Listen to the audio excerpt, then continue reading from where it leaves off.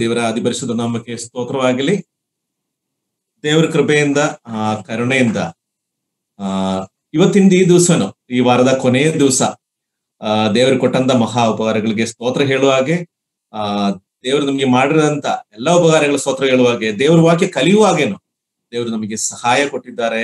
ಸಮಾಧಾನ, ಸಂತೋಷ, ಆರೋಗ್ಯ ಎಲ್ಲದಿಂದನು ನಮ್ಮನ್ನ ಕಾದು ಕಾಪಾಡಿ ಈ ಸಮಯದಲ್ಲಿ ನಾವೆಲ್ಲರೂ ಒಟ್ಟಾಗಿ ಸೇರಿ ಬಂದು ದೇವರ ವಾಕ್ಯ ಕಲಿಯುವ ಹಾಗೆ ದೇವರು ಸಹಾಯ ಮಾಡಿದರೆ ದೇವರು ನಮಗೆ ಸ್ತೋತ್ರವಾಗಲಿ. ಇವತ್ತಿನ ದಿವಸ ಈ ವನಸ್ಥ ಕೊಟ್ಟರು ಈಗ ಜಾಯ್ನ್ ಆಗಿರೋದು ಎಲ್ಲವರಿಗೂ ನನ್ನ ವಂದನೆಗಳು. ಎಸ್ಪೆಷಲಿ ಎಬನ್ ಅಬ್ರಾಹಂ ಸಾಮುವೆಲ್ ಬ್ರದರ್, ಅವ್ರು ತುಂಬಾ ಬಿಸಿ ಆಗಿದ್ರು. 3 ತಿಂಗಳಿಂದ ನಾನು ಟ್ರೈ ಮಾಡ್ತಾ ಇದ್ದೆ ಅವ್ರನ್ನ ಒಂದು ಸಿಗಲಿಕ್ಕೆ. ಅವರು ಒಂದು ಸಭೆ ಓಪನ್ ಮಾಡೋದ್ರಲ್ಲಿ ಬಿಸಿ ಆಗಿದ್ರು. ಹೆಚ್ಚಾಗಿ ಡೀಟೇಲ್ಸ್ ಅವರೇ ಹೇಳ್ತಾರೆ. ಇವತ್ತು ನಮಗೆ ಆ ಸಮಯ ಮೂಡಿ ಬಂದಿದೆ. ಯವನಸ್ಥರು ಎಲ್ಲರಿಗೇನೋ ನಾನು ಸ್ಟಾರ್ಟಿಂಗ್ ಅಲ್ಲಿ ಹೇಳ್ತಾ ಇರೋ ಒಂದು ವಿಚಾರ ಅಂತ ಹೇಳಿ, ಯಾರ್ಯಾರು ಯವನಸ್ಥರು ಜಾಯ್ನ್ ಆಗಿದಾರೋ ಅವ್ರಿಗೆ ಯಾರಿಗೆ ಏನೇನೋ ರೆಸ್ಪಾನ್ಸಿಬಿಲಿಟಿ ಕೊಟ್ಟಿದ್ದಾರೆ. ನೆಟ್ವರ್ಕ್ ಇಶ್ಯೂ ಇಲ್ಲ, ಆದ್ರೆ ನೀವು ನಿಮ್ಮ ವಿಡಿಯೋ ಆನ್ ಮಾಡಿಬಿಟ್ಟು ಆ ಪ್ರೋಗ್ರಾಮ್ ಏನ್ ಕೊಟ್ಟಿದ್ದಾರೆ, ಕನ್ಕ್ಲೂಷನ್ ಆಗಲಿ, ಟ್ರಾನ್ಸ್ಲೇಷನ್ ಆಗಲಿ, ಇವನ್ ಸಾಂಗ್ ಹೇಳೋದಾಗಲಿ, ಅದು ನಿಮ್ ವಿಡಿಯೋ ಆನ್ ಮಾಡಿಬಿಟ್ಟು ಮಾಡ್ಬೇಕು ಅಂತ ಹೇಳ್ತಾನೆ. ಅದೇ ತರನೇ ಕೆಲವೊಂದು ಬೈಬಲ್ ವರ್ಡ್ಸ್ ಹೇಳುವಾಗ ನಿಮ್ಮ ಯವನಸ್ಥ ಕೈಯಲ್ಲಿ ಬೈಬಲ್ ಇರಬೇಕು. ಅದು ಯಾವ ವರ್ಡ್ಸ್ ಅಂತ ಯಾರು ಹೆಚ್ಚಾಗಿ ಓದ್ತಾರೆ, ದೇವ್ರ ವಿಚಾರ ಇದು ಸೀರಿಯಸ್ ಆಗಿ ನಾವು ಮಾಡ್ಬೇಕಾದ ವಿಚಾರ. ಯಾವ್ದೋ ಒಂದು ಸ್ಟಡಿಗೋಸ್ಕರ ಇಲ್ಲದ್ರೆ ಸ್ಕೂಲ್ ಕಾಲೇಜಲ್ಲಿ ನಾವು ಮಾಡ್ತಾ ಇರೋದು ಅಕಾಡೆಮಿಕ್ ಆ ರೇಂಜ್ ಎಲ್ಲ ನಮ್ದಿರೋದು. ನಮ್ಮ ದೇವರು ನಮ್ಮ ಸಮೀಪದಲ್ಲಿ ಇದ್ದಾನೆ, ನಮ್ಮ ಪಕ್ಕದಲ್ಲಿ ಇದ್ದಾನೆ, ಅದು ಕೇಳಿಸ್ಕೊಳ್ತಾ ಇದ್ದಾನೆ. ಆಗ್ತಾನೆ ನಾವು ಏನ್ ಮಾಡ್ತಿದ್ದ, ನಾವು ವಿಡಿಯೋ ಆನ್ ಮಾಡಿಬಿಟ್ಟು ಆನ್ ಮಾಡೋದ್ರಲ್ಲಿ ನಾವು ಇನ್ನೇನ್ ಮಾಡ್ತಾ ಇರೋದೆಲ್ಲ ಕಾಣಿಸ್ತಾರ ದೇವರು. ಸೊ ಪ್ರತಿಯೊಬ್ಬರನ್ನು ಸ್ವಲ್ಪ ಸೀರಿಯಸ್ ಆಗಿ ತಗೊಬೇಕು. ದಯವಿಟ್ಟು ಪ್ರೇಯರ್ ಮಾಡೋದ್ರ ಸಮಯದಲ್ಲಿ ಆಗಲಿ, ಆಮೇಲೆ ಹಾಡುಗಳು ಹೇಳುವಾಗ,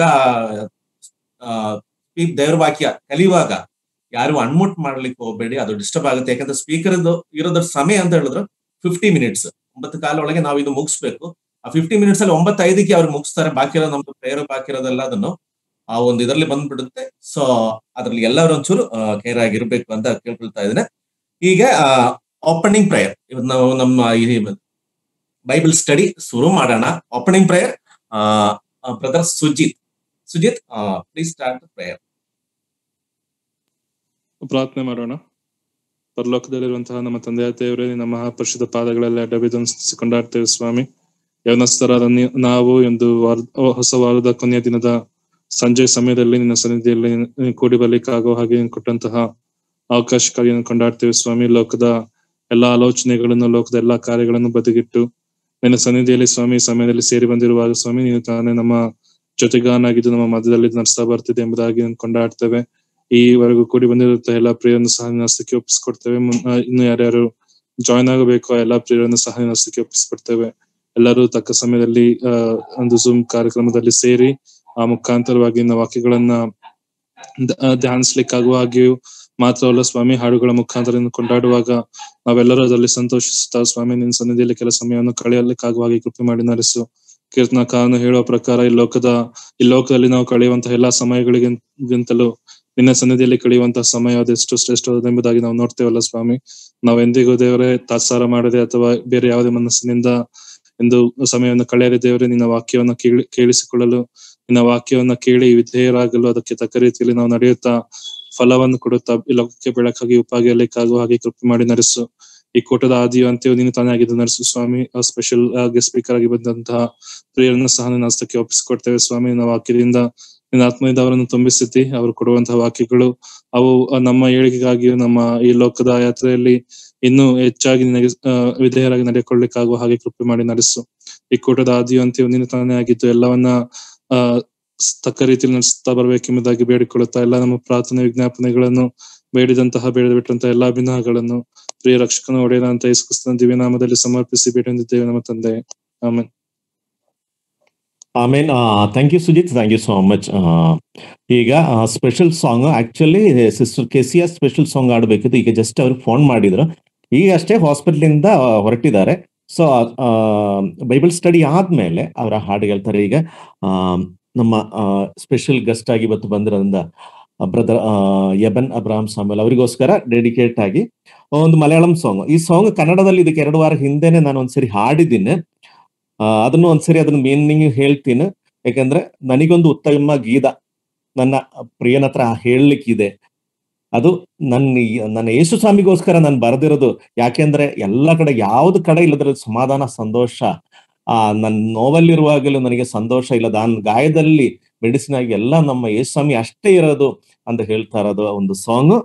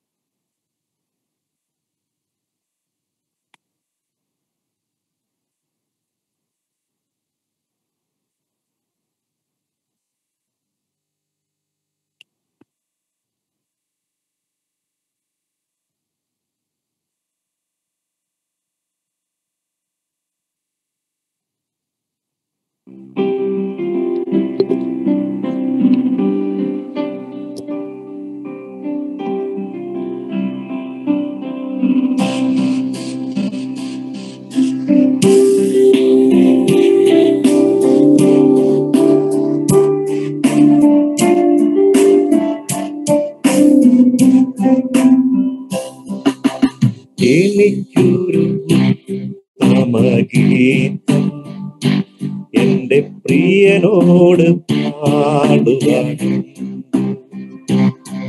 യേശുവിനായി എഴുതിയ ഗീതം ഒരു പനി നീക്കു പോലെ മൃദുലം. എനിക്കൊരു ഉത്തമഗീതം എന്റെ പ്രിയനോട് പാടുവാനുണ്ട്.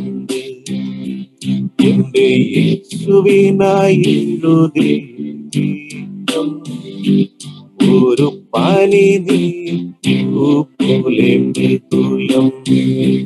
എന്റെ ഹൃദയത്തെ തൊടുവാൻ മുറിവിൽ തലോടുവാൻ യേശുവെ പോലാരെയും ഞാൻ കണ്ടില്ല.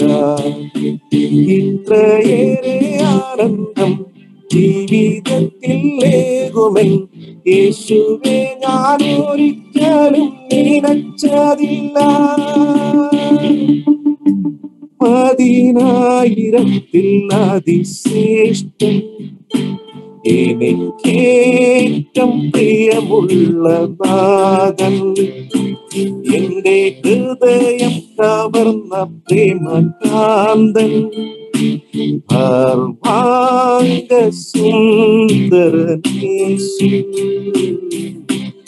എനിക്കൊരു ഉത്തമഗീതം എന്റെ പ്രിയനോട് പാടുവാനുണ്ട്. എന്റെ യേശുവിനായി എഴുതിയ ഗീതം ഒരു പനി നീക്കു പോലെ മൃദുലം.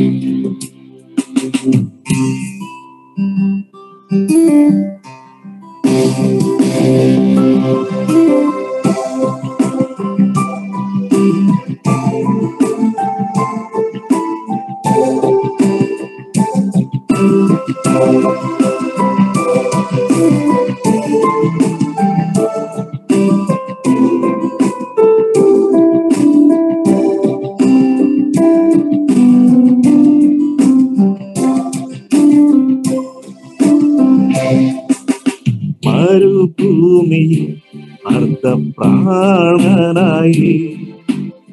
ഒരു കണ്ണും കാണാതെ തുമ്പിയപ്പോൾ സ്നേഹക്കൊടിയിൽ എന്നെ മറച്ചു. ഓമന പേർ ചൊല്ലി എന്നെ മാറോടണച്ചു. എന്റെ ഹൃദയത്തെ തൊടുവാൻ മുറിവിൽ തലോടുവാൻ യേശുവെ പോലാരെയും ഞാൻ കണ്ടില്ല. ഇത്രയേറെ ആനന്ദം ജീവിതത്തിൽ ലേകുമെൻ ഞാൻ ഒരിക്കലും നിനച്ചതില്ല. 10,000 അതിശ്രേഷ്ഠൻ എനിക്കേറ്റം പ്രിയമുള്ള നാഥൻ. എന്റെ ഹൃദയം കവർന്ന പ്രേമകാന്തൻ സർവാംഗ സുന്ദരൻ യേശു. എനിക്കൊരു ഉത്തമഗീതം എന്റെ പ്രിയനോട് പാടുവാനും യേശുവിനായി എഴുതിയ ഗീതം ഒരു പാനി നീ പോലെ മൃദുലം.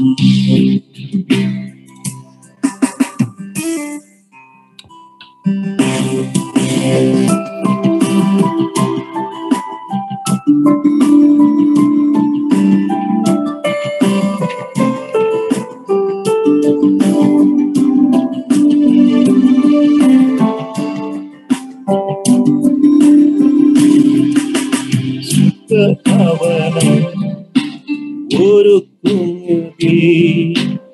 വേഗമെന്നെ ചേർപ്പാനെന്റെ പ്രിയൻ വന്നിടും. ആ നല്ല നാളിനാ കാത്തിരുന്നൻ സ്നേഹമെന്നിൽ ദിനം തീറും വഹിച്ചിടുന്നേ. എന്റെ ഹൃദയത്തെ തൊടുവാൻ അറിവിൽ തലോടുവാൻ യേശുവെ പോലാരെയും ഞാൻ കണ്ടില്ല. ഇത്രയേറെ ആനന്ദം ജീവിതത്തിൽ ഏകുമെൻ യേശുവെ ഞാൻ ഒരിക്കലും നിനച്ചതില്ല. 10,000 അതിശ്രേഷ്ഠൻ എനിക്കേറ്റം പ്രിയമുള്ള നാഥൻ.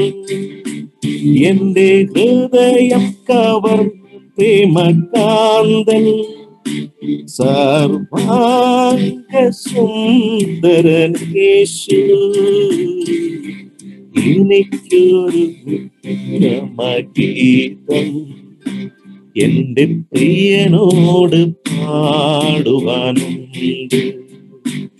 എന്റെ യേശുവിനായി എഴുതിയ ഗീതം ഒരു പാനി നീപ്പൂ പോലെ മൃദുലം.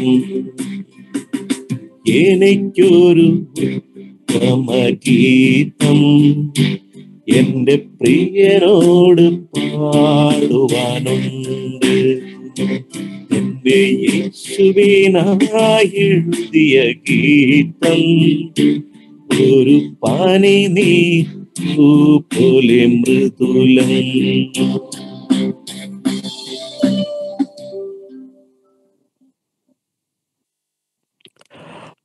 Thank you. ಈಗ ನೆಕ್ಸ್ಟ್ ನಾವು ನಮ್ಮ ಸ್ಪೀಕರ್ ಇಂಟ್ರೊಡಕ್ಷನ್ ಅಂಡ್ ಪ್ರೇಯರ್ ನಮ್ಮ ಚಿಕ್ಕಮಗಳೂರು ಸಭೆ ಹಿರಿಯರಾಗಿರುವ ಬ್ರದರ್ ಹರ್ಷಕುಮಾರ್ ಅವರು. Thank you Raji. ನಮ್ಮ ಸ್ಪೀಕರ್ಗೆ ಕನ್ನಡ ಬರೆದಿರೋ ಕಾರಣ ನಾನು ಅವ್ರನ್ನ ಇಂಗ್ಲಿಷ್ನಲ್ಲಿ ಇಂಟ್ರೊಡ್ಯೂಸ್ ಮಾಡಲಿಕ್ಕೆ ನಾನು ಇಷ್ಟಪಡ್ತಾ ಇದ್ದೇನೆ. Good evening dear brothers and sisters. Greetings to you all in the most precious and matchless name of our Lord Jesus Christ. It is my pleasure to introduce Brother Eben Samuel as special speaker for today's youth meeting and Bible study. Brother Eben Samuel is native born and brought up in Pathanamthitta, Kerala state. I am very happy to say that the founder of Bethel Church, Chikmagalur, Brother K.P. George, is also from Pathanamthitta, Kerala state. Brother Eben has completed his bachelor's degree in theology at Brethren Bible Institute, Pathanamthitta, Kerala state, and he has also completed master's degree in theology at Asian Christian College, Hosur, Tamil Nadu state. 10 years ago, Brother Eben accepted our Lord Jesus Christ as his Savior and is serving as evangelist since then. At present, for the past 3 years, our brother is serving Lord as evangelist at Brethren Church, Hosur, Tamil Nadu state. Eben's father, Brother Samuel, and his mom, Sister Binsi, were in Dubai Now they are settled at Kerala. Brother Ebin has 2 sisters. As far as I know, Brother Ebin is a very good singer and a dedicated young evangelist and very good speaker. May God bless you and bless your ministry, brother. ನಮ್ಮ ಕರ್ತನಲ್ಲಿ ಪ್ರೀತಿಯ ದೇವಜನರೇ, ನಿಮ್ಮೆಲ್ಲರಿಗೂ ನಮ್ಮ ರಕ್ಷಕನು ಒಡೆಯನಾದಂತ ಯೇಸು ಕ್ರಿಸ್ತನ ಹೆಸರಿನಲ್ಲಿ ನಾನು ವಂದನೆಗಳನ್ನ ಸಲ್ಲಿಸ್ತಾ ಇದ್ದೇನೆ. ಈ ದಿನ ದೇವರ ಸೇವಕರಾದ ಸಹೋದರಂತ ಎಬಿನ್ ಸಾಮೆಲ್ ಅವರನ್ನ ಪರಿಚಯಿಸಲು ನನಗೆ ಬಹಳ ಸಂತೋಷವಾಗ್ತಾ ಇದೆ. ಬ್ರದರ್ ಎಬಿನ್ ಸಾಮೆಲ್ ಅವರು ಕೇರಳ ರಾಜ್ಯದ ಪತ್ತನಂತಿಟ್ಟದವರಾಗಿರುತ್ತಾರೆ. ಚಿಕ್ಕಮಗಳೂರು ಬೆಥೆಲ್ ಸಭೆಯನ್ನ ಸ್ಥಾಪಿಸಿದಂತಹ ಸಹೋದರಂತ KP ಜಾರ್ಜ್ ಅವರು ಕೂಡ ಪತ್ತನಂತಿಟ್ಟದವರಿಂದ ಬಂದಿರುತ್ತಾರೆ ಎಂಬುದಾಗಿ ತಿಳಿಸಲು ಸಂತೋಷವುಳ್ಳವರಾಗಿದ್ದಾರೆ. ಎಬಿನ್ ಅವರು ಥಿಯಾಲಜಿಯಲ್ಲಿ bachelor ಪದವೀಧರರಾಗಿದ್ದು Bethell brethren Bible institute ಪತ್ತನಂತಿಟ್ಟದಲ್ಲಿ ವ್ಯಾಸಂಗ ಮಾಡಿರುತ್ತಾರೆ. ಅದಲ್ಲದೆ ಕೂಡ ಥಿಯಾಲಜಿಯಲ್ಲಿ ಮಾಸ್ಟರ್ಸ್ ಡಿಗ್ರಿಯನ್ನು ಕೂಡ ಅವರು ಪಡೆದುಕೊಂಡಿದ್ದು Asian Christian college Hosur Tamil Nadu ಇಲ್ಲಿ ಅವರು ವ್ಯಾಸಂಗವನ್ನು ಮಾಡಿರುತ್ತಾರೆ. ಇವರು ಸುಮಾರು 10 ವರ್ಷಗಳ ಹಿಂದೆ ನಮ್ಮ ಕರ್ತನಾದಂತಹ ಯೇಸು ಕ್ರಿಸ್ತನನ್ನು ಅಂಗೀಕರಿಸಿಕೊಂಡು ಅಂದಿನಿಂದ ಪೂರ್ಣಾವಧಿ ಸೇವಕರಾಗಿ ಕರ್ತನ ಸೇವೆಯನ್ನು ಮಾಡ್ತಾ ಇದ್ದಾರೆ. ಕಳೆದ 3 ವರ್ಷಗಳಿಂದ ಬೆಥೆಲ್ ಬ್ರದರ್ ಚರ್ಚ್ ಹೊಸೂರಿನಲ್ಲಿ ಇದ್ದುಕೊಂಡು ಎವಾಂಜಲಿಸ್ಟ್ ಆಗಿ ಕರ್ತನ ಸೇವೆಯನ್ನು ಮಾಡ್ತಾ ಇದ್ದಾರೆ. ಎಬಿನ್ ಅವರ ತಂದೆಯ ಹೆಸರು ಸಾಮುವೇಲ್ ಎಂಬುದಾಗಿ, ತಾಯಿಯ ಹೆಸರು ಬಿನ್ಸಿ ಎಂಬುದಾಗಿ. ಇವರು ಈ ಹಿಂದೆ ದುಬೈನಲ್ಲಿ ಇದ್ರು, ಆದರೆ ಈಗ ಕೇರಳದಲ್ಲಿ ನೆಲೆಸಿದ್ದಾರೆ. ಸಹೋದರಂತ ಎಬಿನ್ ಅವರಿಗೆ 2 ಸಹೋದರಿಯರು ಇದ್ದಾರೆ. ಇವರು ಅತ್ಯುತ್ತಮವಾದ ಸಂದೇಶವನ್ನು ನೀಡುವ ಒಬ್ಬರು ಯವನಸ್ಥರಾಗಿರುತ್ತಾರೆ. ಇವರು ಉತ್ತಮವಾದಂತಹ ಗಾಯಕರು ಕೂಡ ಹೌದು. ಹಾಡುಗಳ ಮೂಲಕ ದೇವರಿಗೆ ಸುಶ್ರಾವವಾದ ಮಹಿಮೆಯನ್ನ ಘನವನ್ನ ಇವರು ಸದಾಕಾಲವು ಸಲ್ಲಿಸುವವರಾಗಿರುತ್ತಾರೆ. ಕಳೆದ ವರ್ಷ ಚಿಕ್ಕಮಗಳೂರಿನಲ್ಲಿ ನಡೆದಂತಹ 3 ದಿನಗಳ ಯವನಸ್ಥರ ಸಮ್ಮೇಳನಕ್ಕೆ ದೇವರ ಸಂದೇಶ ನೀಡಲು ಇವರನ್ನು ಆಹ್ವಾನಿಸಲಾಗಿತ್ತು. ಆ ಸಂದರ್ಭದಲ್ಲಿ 3 ದಿನಗಳ ಕಾಲ ಸಹೋದರರು ನಮ್ಮೊಂದಿಗೆ ಇದ್ದು ದೇವರ ವಾಕ್ಯವನ್ನ ಅವರು ಹಂಚಿದ್ದಾರೆ. ಸೊ ದೇವರು ಇವರ ಸೇವೆಯನ್ನ ಹೆಚ್ಚೆಚ್ಚಾಗಿ ಆಶೀರ್ವದಿಸಲಿ ಎಂಬುದಾಗಿ ನಮ್ಮ ಚಿಕ್ಕಮಗಳೂರು ಬೆಥೆಲ್ ಸಭೆ ಹಾರೈಸುವಂತದ್ದಾಗಿದೆ. ಈಗ ಪ್ರಾರ್ಥನೆ ಮಾಡೋಣ. ಅತ್ಯಂತ ಪ್ರೀತಿಯು ಕರುಣೆಯುಳ್ಳಂತ ಪರಲೋಕದ ನಮ್ಮ ತಂದೆಯಾದ ದೇವರೇ, ಕರ್ತನೆ ನಿನ್ನ ನಾಮಕ್ಕೆ ಸ್ತೋತ್ರ ಸಲ್ಲಿಸ್ತೇನೆ ಸ್ವಾಮಿ. ಈ ವಾರದ ಕೊನೆಯ ದಿನದಲ್ಲಿ ಕರ್ತನೆ ನಾವೆಲ್ಲರೂ ನಮ್ಮ ಸಭೆಯ ಯವನಸ್ಥರೊಂದಿಗೆ ಸೇರಿ ಕರ್ತನೆ ನಿನ್ನ ಜೀವವುಳ್ಳ ವಾಕ್ಯಗಳನ್ನ ಕೇಳುವ ಹಾಗೆ ನಮ್ಮನ್ನು ನಡೆಸಲಿಕ್ಕೋಸ್ಕರವಾಗಿ ಸ್ತೋತ್ರ ಸಲ್ಲಿಸ್ತೇನೆ ಸ್ವಾಮಿ. ಕರ್ತನೆ ಸಂದರ್ಭದಲ್ಲಿ ಕರ್ತನೆ ಸಹೋದರಂತ ಎಬಿನ್ ಸಾಮೆಲ್ ಅವರನ್ನು ನೀನು ಕರೆದು ತಂದಿದ್ದಿ. ಅವರು ನಮ್ಮ ಮಧ್ಯದಲ್ಲಿ ಯವನಸ್ಥರಿಗೆ ದೇವರ ಸಂದೇಶವನ್ನು ನೀಡುವಾಗ ಕರ್ತನೆ ಅವರನ್ನು ಹೆಚ್ಚಾಗಿ ನೀನು ಉಪಯೋಗಿಸು ಸ್ವಾಮಿ. ಕರ್ತನೆ ಅವರಿಂದ ಜೀವಳ ವಾಕ್ಯಗಳು ನಮ್ಮೆಲ್ಲರ ಹೃದಯದಲ್ಲಿ ಅದು ತಟ್ಟು ಹಾಗೆ ಕೃಪೆಯನ್ನು ಅನುಗ್ರಹಿಸಿಕೊಡು ಸ್ವಾಮಿ. ಆ ಜೀವಳ ವಾಕ್ಯಗಳ ಮೂಲಕ ನಾವೆಲ್ಲರೂ ಬಲ ಹೊಂದಿದವರಾಗಿ ಕ್ರಿಸ್ತನ ಮಹಿಮೆಗೋಸ್ಕರವಾಗಿ ಜೀವಿಸುವಾಗೆ ನಮ್ಮನ್ನು ನಡೆಸು ಕರ್ತನೆ. ಹೌದು ಕರ್ತನೆ, ಸಹೋದರನ್ನು ವಿಶೇಷವಾದ ರೀತಿಯಲ್ಲಿ ಆಶೀರ್ವದಿಸು, ಅವರ ಸೇವೆಯನ್ನು ಆಶೀರ್ವದಿಸು. ಅವರು ಯೌವನ ಪ್ರಾಯದಲ್ಲಿ ಕ್ರಿಸ್ತನನ್ನು ಕಂಡುಕೊಂಡಿದ್ದಾರೆ ಸ್ವಾಮಿ. ಹೌದು ಕರ್ತನೆ, ಯೌವನದಲ್ಲಿ ಕರ್ತನೆ ಯೇಸು ಕ್ರಿಸ್ತನನ್ನು ಅವರು ತಿಳಿದುಕೊಂಡಿದ್ದಾರಲ್ಲ ಸ್ವಾಮಿ. ಅವರನ್ನು ಆಶೀರ್ವದಿಸು, ಬಲಪಡಿಸು, ಅವರ ಕುಟುಂಬನ ಆಶೀರ್ವದಿಸು. ಅವರು ಇನ್ನೂ ಮುಂದಿನ ದಿನಗಳಲ್ಲಿ ಹೆಚ್ಚಾಗಿ ಏನೋ ಸೇವೆಯನ್ನು ಮಾಡುವಾಗೆ ಅವರನ್ನು ನಡೆಸಬೇಕಾಗಿ ಬೇಡಿಕೊಳ್ಳುತ್ತೇನೆ ಸ್ವಾಮಿ. ಕೊಟ್ಟಂತ ಒಳ್ಳೆ ಸಮಯಕ್ಕೋಸ್ಕರವಾಗಿ ಸ್ತೋತ್ರವಾಗಲಿ, ನಮ್ಮ ಪ್ರಾರ್ಥನೆ ಕೇಳೋದಕ್ಕೋಸ್ಕರವಾಗಿ ಸ್ತೋತ್ರವಾಗಲಿ. ಪ್ರಾರ್ಥನೆ ವಿಜ್ಞಾಪನೆಗಳನ್ನು ರಕ್ಷಕನು ಒಡೆಯನಾದಂತ ಯೇಸುವಿನ ಮುದ್ದಾದ ನಾಮದಲ್ಲಿ ನಿನಗೆ ಸಮರ್ಪಿಸ್ತೇವೆ ನಮ್ಮ ತಂದೆಯೇ, amen. Thank you uncle, thank you so much introduction and prayer. ಈಗ ನಮ್ಮ ದೇವರ ವಾಕ್ಯ ಕಲಿಕೆ ಹೋಗುವ ಸಮಯ. ಸೊ ಈ ಸಮಯ ಎಬನ್ ಅಬ್ರಹಾಂ ಇಮ್ಮಾನುವೆಲ್ಗೆ ನಾನು ಒಪ್ಪಿಸಿಕೊಡುವನಾಗಿದ್ದೇನೆ. Brother, you can start now. Okay, thank you, sir. Someone will be translating. Yeah, Vinith is ready. Okay, Sambat Kumar. Okay, hi brother. I consider this as a great honor and privilege to be with you this evening. ಈ ಸಂಜೆ ಸಮಯದಲ್ಲಿ ನಿಮ್ಮೊಂದಿಗೆ ನಾನು ಇರುವಂತದನ್ನ ಬಹಳ ಗೌರವವುಳ್ಳದೆಂಬುದಾಗಿ ನಾನು ಸ್ವೀಕರಿಸ್ತೇನೆ. Chikmagalur Brethren Church is a church that is very close to my heart. Chikkamagaluru ಸಹೋದರರ ಸಭೆ ಅದು ನನ್ನ ಹೃದಯಕ್ಕೆ ಬಹಳ ಸಮೀಪವಾದ ಸಭೆ. We know our relationship relationship started exactly 1 year ago. ನಿಮ್ಮ ನಡುವಿನ ಈ ಸಂಬಂಧ ಸುಮಾರು 1 ವರ್ಷದ ಹಿಂದೆ ಶುರುವಾಯಿತು ಅಂತ ನಾನು ತಿಳಿಸ್ಲಿಕ್ಕೆ And I kind of feel like you're my own brothers and sisters. I kind of have a really good connection with all of you, and I know you all love me so much, and you pray for me as well. ನಾನು ನಿಮ್ಮೆಲ್ಲರನ್ನ ನನ್ನ ಸ್ವಂತ ಸಹೋದರರಿಂದಾಗಿ ಪರಿಗಣಿಸ್ತೇನೆ, ಯಾಕೆಂದ್ರೆ ನೀವೆಲ್ಲರೂ ನನ್ನನ್ನ ಬಹಳ ಆತ್ಮೀಯವಾಗಿ ಸ್ವಾಗತಿಸಿದಿರಿ ಮತ್ತು ನನಗೋಸ್ಕರವಾಗಿ, ನನ್ನ ಸುವಾರ್ತೆಗೋಸ್ಕರವಾಗಿ, ನನ್ನ ಎಲ್ಲಾ ಸುವಾರ್ತೆಯ ಕಾರ್ಯಗಳಿಗೋಸ್ಕರವಾಗಿ ನೀವು ಪ್ರಾರ್ಥಿಸಿದಿರಿ ಎಂಬುದಾಗಿ ನಾನು ಅದನ್ನ ನೆನೆದು ಇಲ್ಲಿ ಹೇಳ್ತಿದ್ದೇನೆ. Though I like to see you like this and talk, but I would rather prefer to see you in person in your place, Chikmagalur, and meet you and have fellowship. I think I really enjoy that even more than this. ನಾನು ಹೀಗೆ ಈ ಸಂಜೆ ಸಮಯದಲ್ಲಿ ನಿಮ್ಮ ಒಡನೆ ಈ ಒಂದು ಮಾಧ್ಯಮ ಮೂಲಕವಾಗಿ ನಿಮ್ಮೊಂದಿಗೆ ಬಂದಿದ್ರು ಕೂಡ ನಿಮ್ಮನ್ನ ನೇರವಾಗಿ ಭೇಟಿ ಮಾಡಿ ನಿಮ್ಮೊಂದಿಗೆ ಕಾಲ ಕಳೆಯಲಿಕ್ಕೆ ಬಹಳ ಇಷ್ಟಪಡ್ತೇನೆ. ಅದನ್ನೇ ನಾನು ಬಯಸುವ ಕೂಡ ಆಗಿರ್ತೇನೆ. And I hope and pray that God will make that happen soon. I know so much has happened since we met last time. The entire world has changed. Our lives have been so different because of the pandemic, and so much have happened in our life. And I hope that soon we all can meet together once again. ದೇವರ ಚಿತ್ತಾನುಸಾರ ನಾವೆಲ್ಲರೂ ಹೀಗೆ ಮತ್ತೊಮ್ಮೆ ಕಳೆದ ವರ್ಷದಿಂದ ಉಂಟಾದಂತ ಎಲ್ಲಾ ರೀತಿಯ ಪರಿಸ್ಥಿತಿಗಳು ಉಂಟಾದಂತ ಎಲ್ಲಾ ಲೋಕದಲ್ಲಿ ಉಂಟಾದಂತ ಎಲ್ಲಾ ಬದಲಾವಣೆಗಳನ್ನ ನೋಡುವಾಗ ದೇವರ ಚಿತ್ತವಾದಲ್ಲಿ ಮತ್ತೊಮ್ಮೆ ಹೀಗೆ ನಿಮ್ಮನ್ನ ಭೇಟಿ ಮಾಡ್ಬೇಕೆಂದಾಗಿ ಬಯಸ್ತೇನೆ. I got to hear a lot about the church, how the church has been growing in the last 1 year from Brother Reggie when we were in contact a couple of times. ನನಗೆ ಬಹಳ ಕಳೆದ ಬಾರಿ ಭೇಟಿ ಮಾಡಿದ ನಂತರದಿಂದಾಗಿ ಈಗಿನವರೆಗೂ ಕೂಡ ಹೇಗೆ ಸಭೆಯು ಬೆಳೆಯುತ್ತಾ ಬಂದಿದೆ ಎಂಬುದಾಗಿ ಸಹೋದರಂತ ರೆಜಿಯ ಮೂಲಕವಾಗಿ. And there are two things that is so essential for the growth of every church. ಈ ಒಂದು ಸಭೆಯ ಬೆಳವಣಿಗೆಗೋಸ್ಕರವಾಗಿ ಎರಡು ಬಹಳ ಮುಖ್ಯವಾದಂತಹ ಅಂಶಗಳಿದೆ.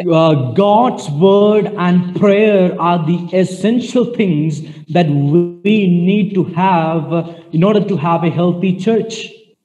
ದೇವರ ವಾಕ್ಯ ಹಾಗೂ ಪ್ರಾರ್ಥನೆ ಎರಡು ಬಹಳ ಮುಖ್ಯವಾಗಿ ಸಭೆಯ ಬೆಳವಣಿಗೆಗೆ ಬೇಕಾದ. We can have so many meetings, so many programs, so many events and so many strategies and plans, but let me tell you, that's not what God is thinking.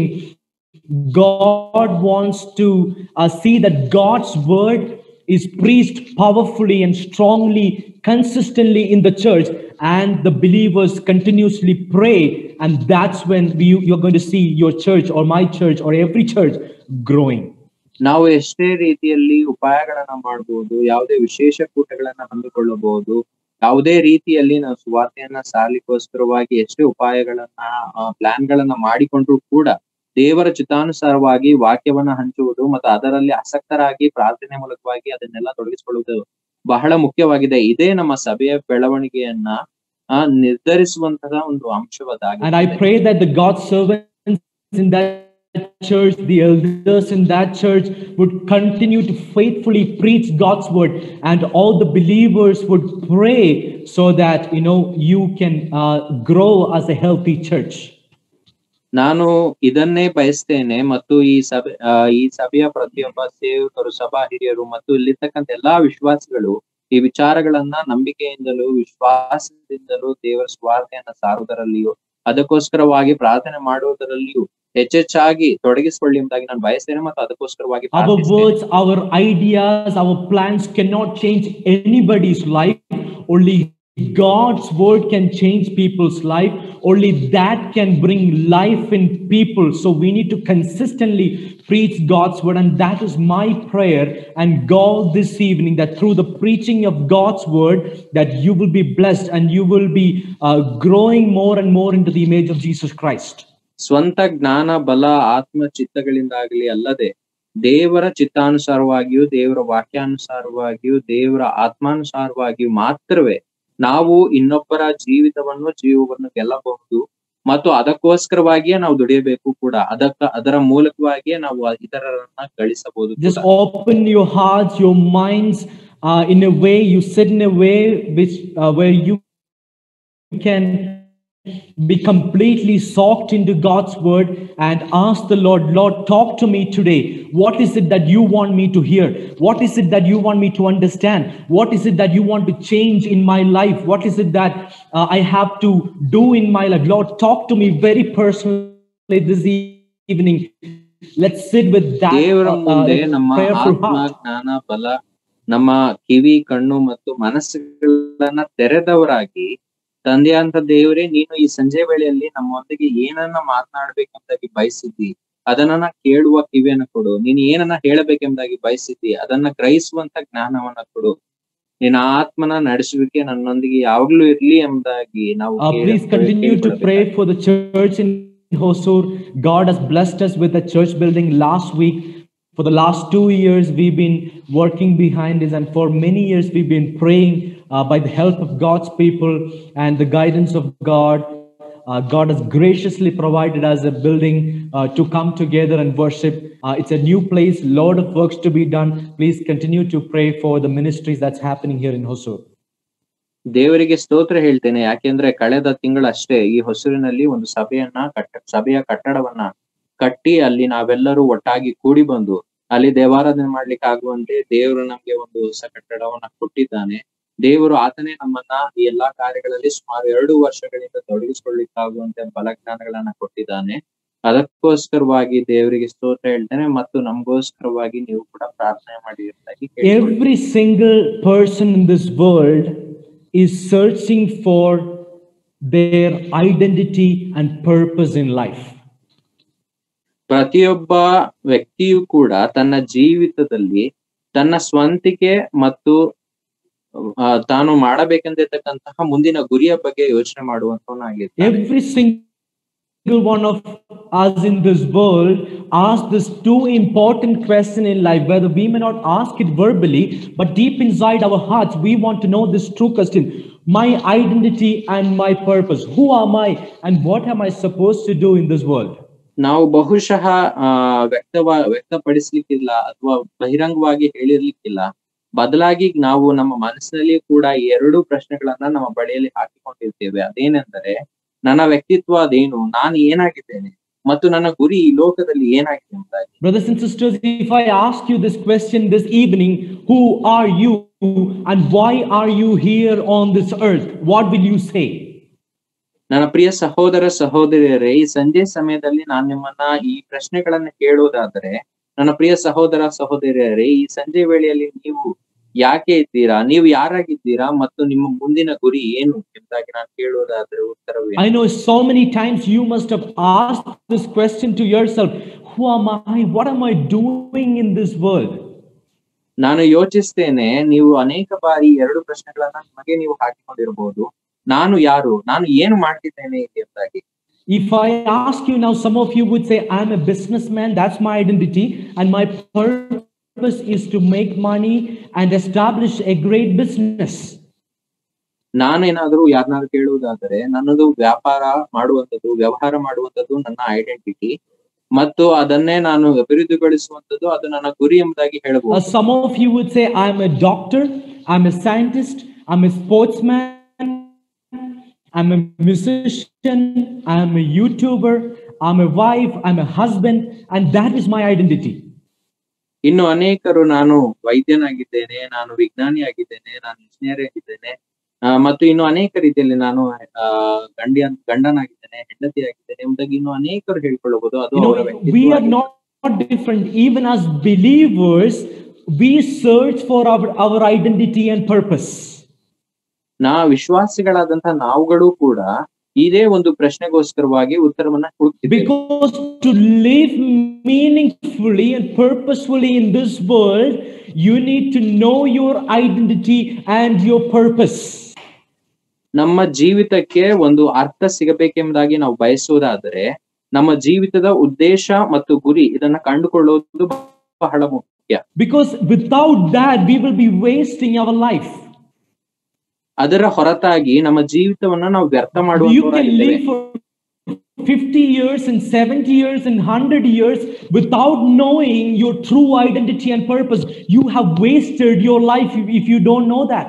ನೀವು ಸುಮಾರು 50 ವರ್ಷ ಪ್ರಾಯದವರಾಗಿರ್ಬೋದು, 60 ವರ್ಷ ಪ್ರಾಯದವರಾಗಿರ್ಬೋದು. ಆದರೆ ನಿಮ್ಮ ಗುರಿ ಮತ್ತು ನಿಮ್ಮ ಕೆಲಸ ಏನೆಂಬುದನ್ನ ನೀವು ತಿಳಿದುಕೊಳ್ಳದೆ ಹೋದರೆ ನಿಮ್ಮ ಜೀವಿತ ಅದು ವ್ಯರ್ಥ. We all want to know our identity, but we go to wrong places and we go to wrong people to tell us about our identity and purpose. That is the problem. ನಾವು ನಮ್ಮ ಗುರುತನ್ನ ನಾವು ಹಿಡಿದವರಾಗಿದ್ರು ಕೂಡ ನಾವು ಅದನ್ನ ತಪ್ಪಾದಂತ ಸ್ಥಳದಲ್ಲಿಯೂ ತಪ್ಪಾದಂತ ರೀತಿಯಲ್ಲೂ ಅದನ್ನು ಉಪಯೋಗಿಸುವುದರಿಂದ ನಮ್ಮ ಗುರಿ ತಲುಪಲಾಗದಂತಹ ಸ್ಥಿತಿಯಲ್ಲಿರ್ತದೆ. ಅದೇ ನಾವು ಮಾಡುವಂತ ತಪ್ಪು. We think my job is my identity. ನಾನು ಮಾಡುವಂತ ಕೆಲಸ ಅದು ನನ್ನ ಗುರುತಾಗಿದೆ ಎಂಬುದಾಗಿ ನಾವು. You think your job is your identity? Let me ask you this: if your job is taken away, if you lose your job, is your identity gone? ನಾನೇನಾದ್ರೂ ಈ ರೀತಿಯಾಗಿ ಕೇಳೋದಾದ್ರೆ, ಕೆಲಸ ನನ್ನ ಗುರುತಾಗಿರೋದಾದ್ರೆ, ಈ ಸಂಜೆ ಸಮಯದಲ್ಲಿ ಏನಾದ್ರೂ ನನ್ನಿಂದ ನನ್ನ ಕೆಲಸವು ತೆಗೆಯಲ್ಪಟ್ರೆ ನನ್ನ ಮುಂದಿನ ಗುರುತು ಏನು? If you think your family is your identity, when that is taken away, where will your identity be? ನನ್ನ ಗುರುತು ನನ್ನ ಕುಟುಂಬವಾಗಿದ್ದಾದ್ರೆ ಈ ಸಂಜೆ ನನ್ನಿಂದ ನನ್ನ ಕುಟುಂಬ ತೆಗೆಯಲ್ಪಟ್ರೆ ನನ್ನ ಮುಂದಿನ ಗುರುತು ಏನು? Your looks, your skills, your talents, your house, your car, your position, if you think that is what is defining me, let me ask you, brothers and sisters, once all of that is taken away from you, where will we find our identity? ನಮ್ಮ ರೂಪ, ನಮ್ಮ ಗುಣ, ನಮ್ಮ ನಡವಳಿಕೆ, ನಮ್ಮ ಕಾರ್ಯ ಇದೇ ನಮ್ಮ ಗುರುತಾಗಿರುವುದಾದ್ರೆ ಇದು ನಮ್ಮಿಂದ ದೂರ ಹೋಗುವಾಗ ಮುಂದಿನ ಕತೆ ಏನು? Brothers and sisters, this is not where we as Christians, as believers, should find our identity. ನನ್ನ ಪ್ರಿಯ ಸಹೋದರ ಸಹೋದರಿಯರೇ, ವಿಶ್ವಾಸಿಗಳಾದಂತಹ ನಾವು, ಕ್ರೈಸ್ತನವರಾದಂತಹ ನಾವು ಈ ರೀತಿಯ ಗುರುತನ್ನ ಹೊಂದಿದವರಾಗಿರುವುದಿಲ್ಲ. None of these things should define who we are. ಈ ಎಲ್ಲಾ ಕಾರ್ಯಗಳು ನಮ್ಮ ವ್ಯಕ್ತಿತ್ವವನ್ನ ಗುರುತಿಸುವುದಿಲ್ಲ. Then what is the true identity and purpose of a believer? ಹಾಗಾದರೆ ನಿಜವಾದಂತಹ ಗುರಿ ಮತ್ತು ಗುರುತು, ವಿಶ್ವಾಸಿಯ ಗುರುತು ಏನು? Brothers and sisters, our true identity and purpose is found in God. ನಮ್ಮ ನಿಜವಾದಂತಹ ಗುರಿ ಮತ್ತು ಗುರುತು ಅದು ದೇವರಲ್ಲಿ ನಮಗೆ ದೊರೆಯುತ್ತದೆ. God is the one who has created us. He is the one who has molded us and given us this life. So what he says about you and me matters.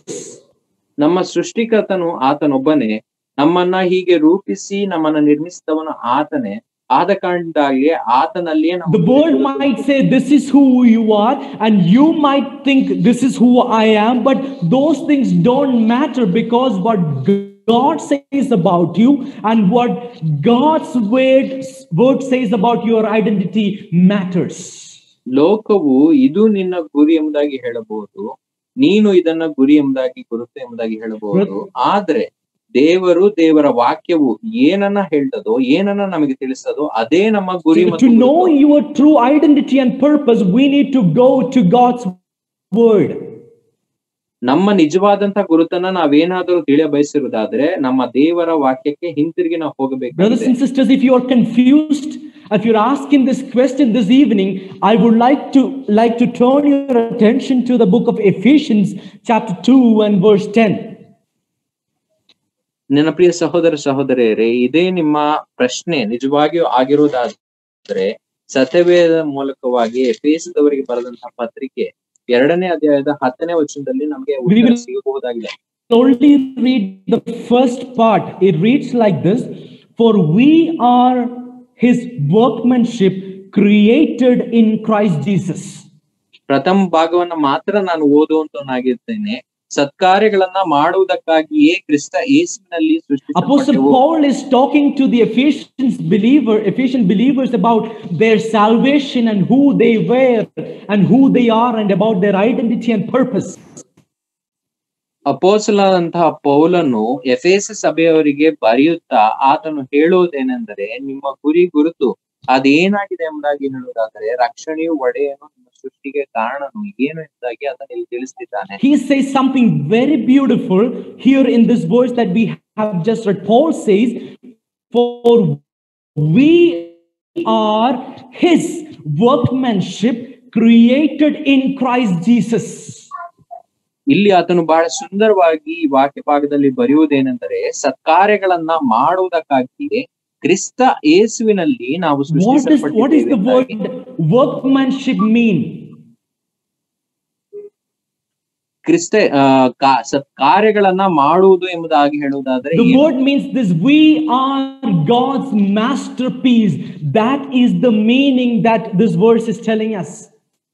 ನಾವು ದೇವರ ಕೈಚಳಕವಾಗಿದ್ದೇವೆ ಎಂಬುದನ್ನೇ ಈ ವಾಕ್ಯ ಭಾಗ ತಿಳಿಸುವಂತದ್ದಾಗಿದೆ. We all know that word masterpiece, and Paul says, "Hey believers who are in Christ, you're not an ordinary person. You are not just a random guy. You are God's masterpiece." ಪೌಲನು ಇಲ್ಲಿ ಹೇಳುವಾಗ ಬರೆಯುವುದೇನೆಂದರೆ, ನೀವು ಕೇವಲ ಸ್ವಂತ ಚಿತ್ರದ ಮೇಲೆ ಸೃಷ್ಟಿಸಲ್ಪಟ್ಟವರಲ್ಲ, ದೇವರ ಕೈ ಕೆಲಸದ ಮೂಲಕವಾಗಿ ಉಂಟು ಮಾಡಲ್ಪಟ್ಟಂತಹ ಸೃಷ್ಟಿ ನೀವಾಗಿದ್ದೀರಿ ಎಂಬುದಾಗಿ. The word that is used is this: how a poet would write a beautiful poem. That is the word that is used. Hey believers, you are God's poem. You are God's masterpiece. ಅಲ್ಲಿ ಆತನು ಹೀಗೆ ವಿವರಿಸ್ತಾನೆ, ಹೇಗೆ ಕವಿಯು ತನ್ನ ಕವಿತೆಯನ್ನ ಬರೆಯುತ್ತಾ ಹೋಗ್ತಾನೋ ಅದೇ ರೀತಿಯಲ್ಲಿ ದೇವರು ನಿಮ್ಮನ್ನ ರೂಪಿಸಿದ್ದಾನೆ, ಆದ ಕಾರಣದಾಗಿ ನೀವು ದೇವರ ಕೈಚಳಕವಾಗಿದ್ದೀರಿ. Or in other words, like a craftsman, God is creating something beautiful with his hands. That is what masterpiece means. ಕಲೆಗಾರನು ಹೇಗೆ ತನ್ನ ಕೈಗಳ ಮೂಲಕವಾಗಿ ಕಲಾಕೃತಿಯನ್ನ ರೂಪಿಸ್ತಾನೋ ಆ ರೀತಿಯಲ್ಲಿ ನೀವು ರೂಪಿಸಲ್ಪಟ್ಟಿದ್ದೀರಿ ಎಂಬುದಾಗಿ ಅಲ್ಲಿ ಪೌಲನು ಹೇಳ್ತಿದ್ದಾನೆ. This is what God is good at. Right from the beginning we know God created this beautiful universe out of nothing. ಇದನ್ನೇ ನಾವು ಸತ್ಯವೇದದಲ್ಲಿ ನೋಡ್ತೇವೆ. ಅದೇನೆಂದರೆ, ಆದಿಯಲ್ಲಿಯೇ ದೇವರು ಇಡೀ ಲೋಕವನ್ನ, ಏನೂ ಇಲ್ಲದಂತಹ ಲೋಕವನ್ನ ಸಂಪೂರ್ಣ ಸುಂದರವಾಗಿಯೂ ಅದ್ಭುತವಾಗಿಯೂ ಅದನ್ನು ರೂಪಿಸಿದ. This is what God is good at. God can create beautiful things out of nothingness or a formless and void state. ಏನೂ ಇಲ್ಲದಂತಹ ಸ್ಥಿತಿಯಿಂದ ಅದ್ಭುತವಾದಂತಹ ಕಾರ್ಯಗಳನ್ನ, ಸೃಷ್ಟಿಗಳನ್ನ ಮಾಡುವುದೇ ದೇವರ ಕಾರ್ಯ. Brothers and sisters, if you think this universe is beautiful, what you see, the sky and the sun and the stars and the moon and everything that you see is beautiful and is magnificent. Paul is telling there is something much more beautiful and magnificent. That is the life of a believer. ಪ್ರಿಯ ಸಹೋದರ ಸಹೋದರಿಯರೇ, ನಿಮ್ಮ ಕಣ್ಣು ಸುತ್ತಲಿರುವಂತಹ ಸೃಷ್ಟಿಯನ್ನೇ ನೋಡಿ ನೀವೇನಾದರೂ ಬಹಳ ಸುಂದರವಾದಂತಹ ಕಾರ್ಯ ಸೃಷ್ಟಿ ಎಂಬುದಾಗಿ ಹೇಳುವುದಾದ್ರೆ, ಪೌಲನು ಹೇಳ್ತಾನೆ, ಅದಕ್ಕಿಂತಲೂ ಅದ್ಭುತವಾದಂತಹ ಸುಂದರವಾದಂತಹ ಸೃಷ್ಟಿ ನೀವು ದೇವರ ಕೈಚಳಕ ಎಂಬುದಾಗಿ. Brothers and sisters, this is who we are. You are not an ordinary person. God says this about you as a believer. If you are in Christ, not everybody else, if you are a believer in Jesus Christ, if you are a child of God, if you are a Christian, Bible says you are God's masterpiece. ನೀವೇನಾದರೂ ದೇವರ ಕ್ರಿಸ್ತನಲ್ಲಿ ಇರುವುದಾದರೆ ನಿಜವಾಗಿಯೂ ನೀವು ಅದ್ಭುತವಾದಂತಹ ದೇವರ ಕೈಕೆಲಸ. You know what is the problem many a times, even as believers, when God sees us like masterpiece, when God gives us so much worth and value to us, we don't see that value. We think of ourselves as cheap people. We look down on us. ದೇವರು ಹೀಗೆ ನೀನು ಅದ್ಭುತವಾದಂತಹ ಸೃಷ್ಟಿ ಎಂಬುದಾಗಿ ಹೇಳ್ತಿದ್ರು ಕೂಡ ನಾವು ನಮ್ಮನ್ನ ನೋಡುವಂತಹ ರೀತಿ ವಿಭಿನ್ನವಾಗಿರ್ತದೆ. Brothers and sisters, did you know you are God's masterpiece? Meaning God is working in your life. ನೀವು ದೇವರ ಅದ್ಭುತ ಸೃಷ್ಟಿಯಾಗಿದ್ದೀರಾ, ಅದನ್ನ ನೀವು ತಿಳಿದುಕೊಳ್ಳಬೇಕು. ದೇವರು ನಿಮ್ಮ ಜೀವಿತದಲ್ಲಿ ಕೆಲಸಗಳನ್ನ ಮಾಡಲು ಇಚ್ಛಿಸುತ್ತಿದ್ದಾನೆ. Which means this: everything that is happening in your life is planned by God, and God is in control over those things. That is what it means. ನಿಮ್ಮ ಜೀವಿತದಲ್ಲಿ ಯಾವುದೇ ಕೆಲಸಗಳು ಕಾರ್ಯಗಳು ಅಚಾನಕ್ ಆಗಿ ಅಕಸ್ಮಾತ್ ಆಗಿ ನಡೆಯುತ್ತಿಲ್ಲ, ಬದಲಾಗಿ ದೇವರು ಎಲ್ಲಾ ಕಾರ್ಯಗಳನ್ನ ತನ್ನ ಸ್ವಚಿತ್ತದ ಪ್ರಕಾರ ನಡೆಸ್ತಿದ್ದಾನೆ ಎಂಬುದೇ ಇದರ ಅರ್ಥ. Are you thinking your life is just happening like that? No. God, every people you meet, every suffering you go through, every relationship you have, every events in your life, God has orchestrated that. He is creating you like a masterpiece through all those things. ನಿಮ್ಮ ಜೀವಿತದಲ್ಲಿ ನೀವು ಪ್ರತಿದಿನವೂ ನೋಡುವಂತಹ ನಡೆಯುವಂತಹ ಘಟನೆಗಳು ಅದು ಅಕಸ್ಮಾತ್ ಆಗಿ ಅಚಾನಕ್ ಆಗಿ ಅದು ಹಾಗೆ ನಡೆಯಿತು ಎಂಬುದಾಗಿ ನೀವೇನಾದ್ರೂ ತಿಳಿದಿದ್ದಾದರೆ ಇಲ್ಲ, ಅದನ್ನ ದೇವರು ತನ್ನ ಸ್ವಂತ ಚಿತ್ತದ ಮೂಲಕವಾಗಿ ಪ್ರತಿದಿನವೂ ನೀವು ಇರ್ತಕ್ಕಂಥ ಪ್ರತಿ ಸಂಬಂಧವು ನಿಮಗೆ ಕೊಟ್ಟಿರ್ತಕ್ಕಂತಹ ಬಹಳವಾದಂತಹ ಆಶೀರ್ವಾದಗಳು, ನೀವು ಭೇಟಿ ಮಾಡುವಂತಹ ವ್ಯಕ್ತಿಗಳು, ಇವೆಲ್ಲದರ ಮೂಲಕವಾಗಿ ದೇವರು ತನ್ನ ಅದ್ಭುತ ಕಾರ್ಯಗಳನ್ನ ನಿಮ್ಮ ಸೃಷ್ಟಿಯ ನಿಮ್ಮ ಜೀವಿತದಲ್ಲಿ ಮಾಡ್ತಿದ್ದಾರೆ. But there is a problem. ಆದರೆ ಅಲ್ಲಿ ಒಂದು ಸಮಸ್ಯೆ. We are God's masterpiece if you are in Christ. ನಾವು ದೇವರ ಅದ್ಭುತ ಸೃಷ್ಟಿ, ಆದರೆ ನಾವು ಕ್ರಿಸ್ತನಲ್ಲಿ. If you go back couple of verses and read from chapter 2 verses 1 to 3, you will see that we are not God's masterpiece in those verses. ಇದೇ ವಾಕ್ಯ ಭಾಗದಲ್ಲಿ ನಾವು ಹಿಂದಕ್ಕೆ ಹೋಗಿ 1ರಿಂದ 3ನೇ ವಚನ ಭಾಗದಲ್ಲಿ ನಾವು ನೋಡ್ತಾ ಬರುವುದಾದರೆ, ನಾವು ಪಾಪದಲ್ಲಿ ಅಪರಾಧದಲ್ಲಿಯೂ ಇರುವುದಾದರೆ ನಾವು ದೇವರ ಅದ್ಭುತ ಸೃಷ್ಟಿಯಲ್ಲಿ When God looked down from heaven to create something beautiful, to create a masterpiece, to work in your life, God did not see nice people. God did not see beautiful people.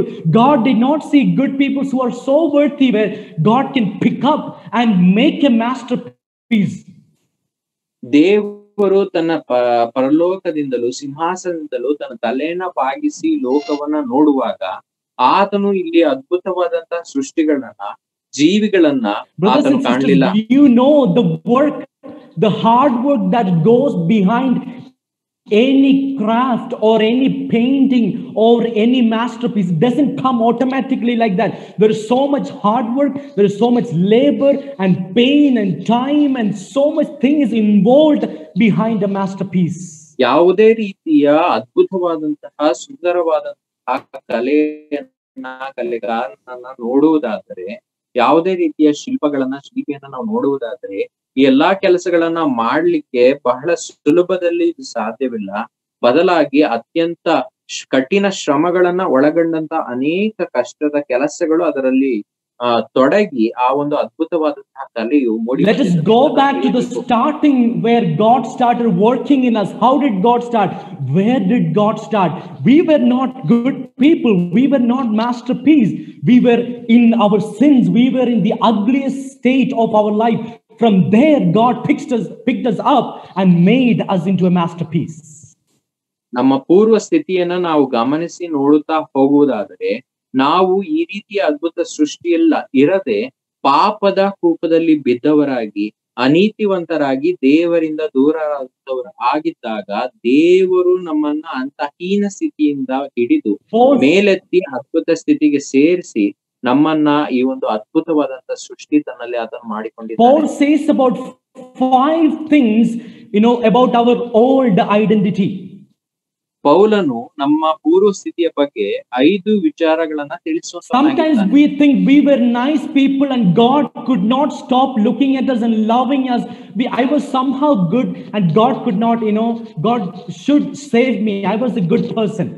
ಅನೇಕ ಬಾರಿ ನಾವು ಹೇಳಿಕೊಳ್ಳೋದೇನೆಂದರೆ, ನಾನು ಬಹಳ ಅದ್ಭುತವಾದಂತ ವ್ಯಕ್ತಿ, ನಾನು ಬಹಳ ಸರಿಯಾದಂತಹ ವ್ಯಕ್ತಿ, ದೇವರು ನನ್ನ ನೋಡುವಾಗ ನನ್ನ ಒಳ್ಳೆಯತನವನ್ನು ನೋಡಿ ನನ್ನನ್ನ ಪರಿಗಣಿಸಿರಬಹುದು ಎಂದಾಗಿ.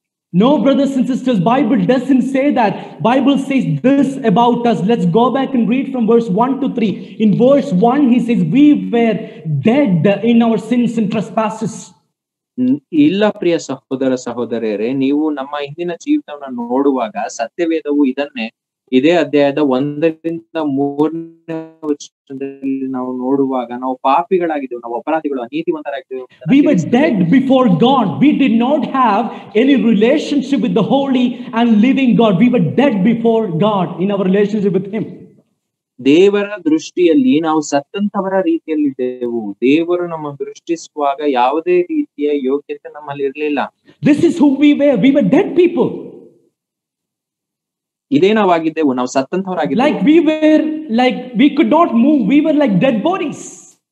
ನಾವು ಯಾವುದೇ ರೀತಿಯಲ್ಲೂ ಚಲನೆ ಇಲ್ಲದಂತಹ ಮೃತ ಶರೀರದಂತಿದ್ದೆವು. The second verse it says we were living like the sinful world. We were living according to the patterns of this world.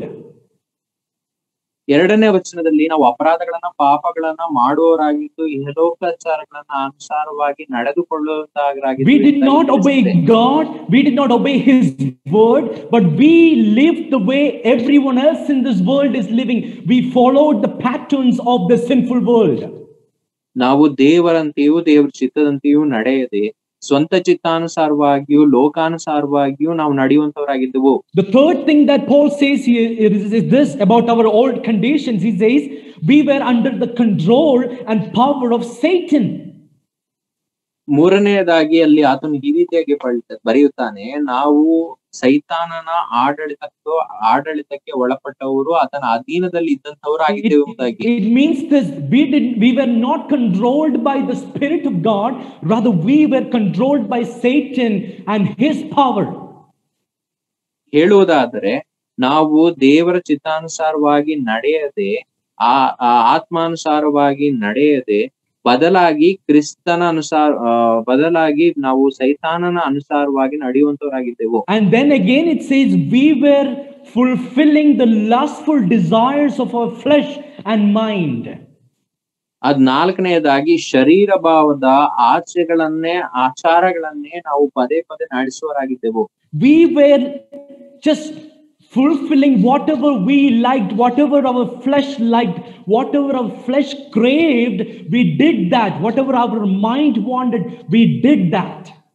ನಮ್ಮ ದೇಹಾತ್ಮಗಳು ಏನನ್ನ ಬಯಸಿದವೋ ಅದನ್ನೇ ನಾವು ಬಯಸಿ ಮಾಡಿದೆವು ಎಂಬುದಾಗಿ ತಿಳಿಸುತ್ತದೆ. That was our condition. Finally in verse 3 it says we were the children of wrath.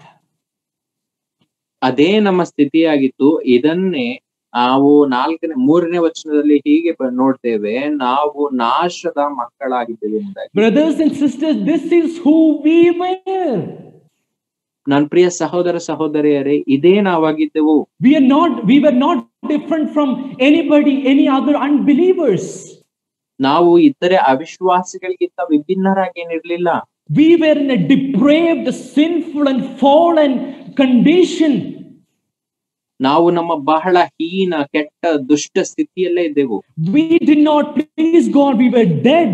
We were living like the world.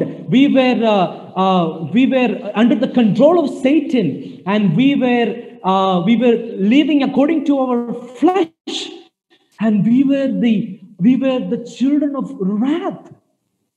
ನಾವು ದೇವರ ಮುಂದೆ ಸತ್ತಂತವರು, ಲೋಕಾನುಸಾರವಾಗಿ ನಡೆಯುತ್ತಿದ್ದಂತವರು, ಸೈತಾನನ ಆ ನಾಶನದ ಅಡಿಯಲ್ಲಿದ್ದಂತವರು, ನಾಶದ ಮಕ್ಕಳು, ದೇವರಿಗೆ ಕೋಪವನ್ನು ಎಬ್ಬಿಸುತ್ತಿದ್ದಂತವರು ಮತ್ತು ದೇಹಾತ್ಮಗಳ ಚಿತ್ತಾನುಸಾರ ನಡೆಯುತ್ತಿದ್ದಂತವರು We have heard this so many times in our church, and we lost the real sense of our fallen nature. ನಾವು ಇದನ್ನು ಅನೇಕ ಬಾರಿ ನಮ್ಮ ಸಭೆಗಳಲ್ಲಿ ಕೇಳಿದ್ರು ಕೂಡ ನಮ್ಮ ನಿಜ ಸ್ವಭಾವವನ್ನ ಮರೆತಂತವರಾಗಿದ್ದೇವೆ. Brothers and sisters, I do not want you to forget our past condition. We were not in a good condition where God can take us and make something beautiful, a masterpiece out of us. ನನ್ನ ಪ್ರಿಯ ಸಹೋದರ ಸಹೋದರಿಯರೇ, ನಮ್ಮ ಪೂರ್ವ ಸ್ಥಿತಿಯನ್ನ ನಾವು ಮರೆಯದೆ ಎಂತ ಹೀನ ಸ್ಥಿತಿಯಿಂದ ದೇವರು ನಮ್ಮನ್ನ ಎಂಥ ಉನ್ನತ ಸ್ಥಿತಿಗೆ ಸೇರಿಸ್ತಾನೆ ಎಂಬುದನ್ನ ಮರೆಯದಿರೋಣ. We were under the wrath of God. God is a holy God. He is a righteous God, and He cannot tolerate sin. We were under His wrath. The wrath of God was against us because of our sinful nature and our sins, and we rightly deserved eternal hellfire. ಪರಿಶುದ್ಧನೂ ನೀತಿವಂತನೂ ಆದಂತಹ ದೇವರು, ಯಾವ ದೇವರು ಪಾಪವನ್ನ ಅನೀತಿಯನ್ನ ದೃಷ್ಟಿಸಲು ಕೂಡ ದೂರವಾದಂತವನಾಗಿದ್ದನೋ ಆತನ ಮೂಲಕವಾಗಿ ನಾವು ದೇವರ ಕೋಪವನ್ನ ಹೊಂದಿದವರಾಗಿ ನಾಶಕ್ಕೂ ನಿತ್ಯ ನರಕಕ್ಕೂ ಗುರಿಯಾದಂತವರಾಗಿದ್ದೆವು. When God looked down into this world to make a masterpiece, this is what God found in your life and in my life. ಯಾವಾಗ ದೇವರು ತನ್ನ ಸೃಷ್ಟಿಯನ್ನ ಅದ್ಭುತ ಕಾರ್ಯಗಳನ್ನ ಮಾಡಲು ಲೋಕವನ್ನ ದೃಷ್ಟಿಸಿದನೋ ಈ ಎಲ್ಲಾ ಕಾರ್ಯಗಳನ್ನ ನನ್ನ ಮತ್ತು ನಿಮ್ಮಲ್ಲಿ ದೇವರು ಕಂಡಿದ್ದಾರೆ. That is why your life and my life is a masterpiece. That is why it is God's work. We were in this horrible, sinful, fallen, dirty condition. From there, God is picking us up to create something masterful. ಆದ್ದರಿಂದಲೇ ಪ್ರಿಯರೇ, ನಾವು ಹೀನ, ಕೆಟ್ಟ, ಹೊಲಸಾದಂತ ಸ್ಥಿತಿಯಲ್ಲಿ ಇದ್ರೂ ಕೂಡ ದೇವರು ನಮ್ಮನ್ನ ತನ್ನ ಅದ್ಭುತ ಸೃಷ್ಟಿಯ ಸ್ವರೂಪವನ್ನಾಗಿ Now the question is, what did God do with this dirty and unworthy people? ಎರಡನೆಯದಾಗಿ ನಾವು ನೋಡುವುದಾದ್ರೆ, ಇಂಥ ಹೀನ ಕೆಟ್ಟ ಮನುಷ್ಯರೊಂದಿಗೆ ದೇವರು ಏನನ್ನ ಮಾಡಿದ. God is going to intervene in this people's life. He's going to create something beautiful. That's what we are going to read next. ದೇವರು ತಾನೇ ಮಧ್ಯವರ್ತಿಯಾಗಿ ಬಂದು ಈ ಒಂದು ಸ್ಥಿತಿಯಲ್ಲಿ ಇದ್ದಂತಹ ಮನುಷ್ಯನನ್ನ ಉನ್ನತ ಸ್ಥಿತಿಗೆ ತೆಗೆದುಕೊಂಡು ಹೋದಕ್ಕೆ ದೇವರು ನಾಲ್ಕನೇ ವಚನದಲ್ಲಿ ನಾವು ಈ ರೀತಿಯಾಗಿ ನೋಡ್ತೇವೆ.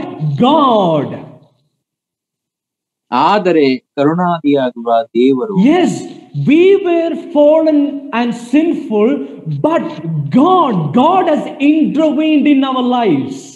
ಹೌದು, ನಾವು ದೇವರ ಮುಂದೆ ಸತ್ತಂತಹ ಶರೀರಧಾರಿಗಳಾಗಿದ್ದರೂ ಕೂಡ ದೇವರು ನಮ್ಮನ್ನ ನೋಡುವಾಗ, what did God do with us? That's the next thing. ದೇವರು ಏನು ಮಾಡಿದರು ಎಂಬುದಾಗಿ, from our fallen and sinful and deadful condition, God is going to create something beautiful in us. ಪಾಪದ ಸತ್ತ ಜೀವಿತದಲ್ಲಿ ಇದ್ದಂತಹ ನಮ್ಮನ್ನ ತನ್ನ ಅದ್ಭುತ ಸೃಷ್ಟಿಗೆ ಮಾರ್ಪಡಿಸಿದ್ದು. Verse 5 says this first thing, made us alive with Christ. ಐದನೇ ವಚನದಾಗಿ ಈ ರೀತಿಯಾಗಿ ಹೇಳ್ತದೆ, ಸತ್ತವರಾಗಿದ್ದಂತಹ ನಮ್ಮನ್ನ ಕ್ರಿಸ್ತನೊಂದಿಗೆ ಬದುಕಿಸಿದನು. He gave us life. We were dead people, spiritually dead people. We could not connect with God. We could not have relationship with God. So God himself gave us life through Jesus Christ. That's the first thing he did. ಸತ್ತವರಾಗಿದ್ದಂತಹ ನಮ್ಮನ್ನ ಕ್ರಿಸ್ತನೊಂದಿಗೆ ಬದುಕಿಸಿದನು. Brothers and sisters, you and I don't have life. We were dead people. The life that we have now, the spiritual life we have now, is the life of Jesus Christ. God has put his life into us. ಪ್ರಿಯ ಸಹೋದರ ಸಹೋದರಿಯರೇ, ಯಾವುದೇ ರೀತಿಯ ಜೀವ ನಮ್ಮಲ್ಲಿ ಇರಲಿಲ್ಲ, ಮೃತ ದೇಹದಂತೆ ನಾವಿದ್ದೆವು. ಆದರೆ ಕ್ರಿಸ್ತನ ಮೂಲಕವಾಗಿ ದೇವರು ನಮ್ಮಲ್ಲಿ ತನ್ನ ಜೀವವನ್ನ, ಬದುಕನ್ನ ತುಂಬಿದ್ದಾನೆ. He made us alive with Christ. That's the first thing.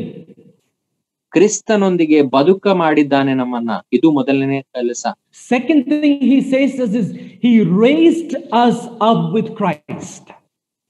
ಎರಡನೆಯದಾಗಿ ಆತನು ಕ್ರಿಸ್ತನೊಂದಿಗೆ ನಮ್ಮನ್ನ ಪುನಃ ಎಬ್ಬಿಸಿದ್ದಾನೆ. We were dead people, we were buried, and God put life in us and did not just allow us to be in that graveyard or in that coffin throughout our life, but God raised us up from that state. ನಾವು ಸತ್ತಂತವರು, ಹೂಣಲ್ಪಟ್ಟಂತವರು ಆಗಿದ್ದಾಗ ದೇವರು ನಮ್ಮನ್ನ ಕ್ರಿಸ್ತನ ಮೂಲಕವಾಗಿ ಬದುಕ ಮಾಡಿದನು.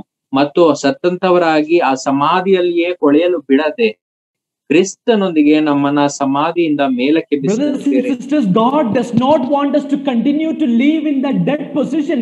Bible says he raised you up. Come out of that state. That is what God wants. ಪ್ರಿಯ ಸಹೋದರ ಸಹೋದರಿಯರೇ, ದೇವರು ನಮ್ಮನ್ನ ಕೊಳಕಾದಂತ ಸ್ಥಿತಿಯಲ್ಲೂ ಸತ್ತಂತ ಸ್ಥಿತಿಯಲ್ಲೂ ಬಿಡದೆ ಸತ್ಯವೇದದಲ್ಲಿ ಹೇಳುವ ಪ್ರಕಾರ ಕ್ರಿಸ್ತನೊಂದಿಗೆ ನಮ್ಮನ್ನ ಆತನು ಮೇಲಕ್ಕೆ ಎತ್ತಿದನು.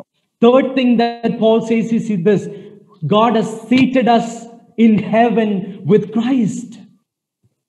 ಮೂರನೆಯದಾಗಿ ಪೌಲನು ಹೇಳುವುದೇನೆಂದರೆ, ದೇವರು ನಮ್ಮನ್ನ ಪರಲೋಕದಲ್ಲಿ ಕ್ರಿಸ್ತನೊಂದಿಗೆ ಕೂರ ಮಾಡಿದ್ದಾನೆ. Dead people walked according to the world, where people who were under the power of Satan, people who were under the wrath of God, now is sitting in heaven with God, with Christ. ಸತ್ತಂಥವರು, ಲೋಕದ ಚಿಂತೆಯಲ್ಲಿ ಇದ್ದಂಥವರು, ದೇವರ ಕೋಪಕ್ಕೆ ಗುರಿಯಾದಂಥವರು, ಸತ್ತವರು ಆಗಿದ್ದಂತಹ ನಮ್ಮನ್ನ ಕ್ರಿಸ್ತನೊಂದಿಗೆ ಬದುಕಿಸುವುದು ಮಾತ್ರವಲ್ಲದೆ ಈಗ ಪರಲೋಕದಲ್ಲಿ ಆತನೊಂದಿಗೆ ನಮ್ಮನ್ನ ಕೂಡ್ರ ಮಾಡಿದ್ದಾನೆ. Brothers and sisters, can you see how God is working in your life? ನನ್ನ ಪ್ರಿಯ ಸಹೋದರ ಸಹೋದರಿಯರೇ, ನಿಮ್ಮ ಜೀವಿತದಲ್ಲಿ ದೇವರು ಯಾವ ರೀತಿಯಲ್ಲಿ ಕಾರ್ಯ ಮಾಡ್ತಿದ್ದಾರೆ This is why I said, and Bible says you and I are God's masterpiece.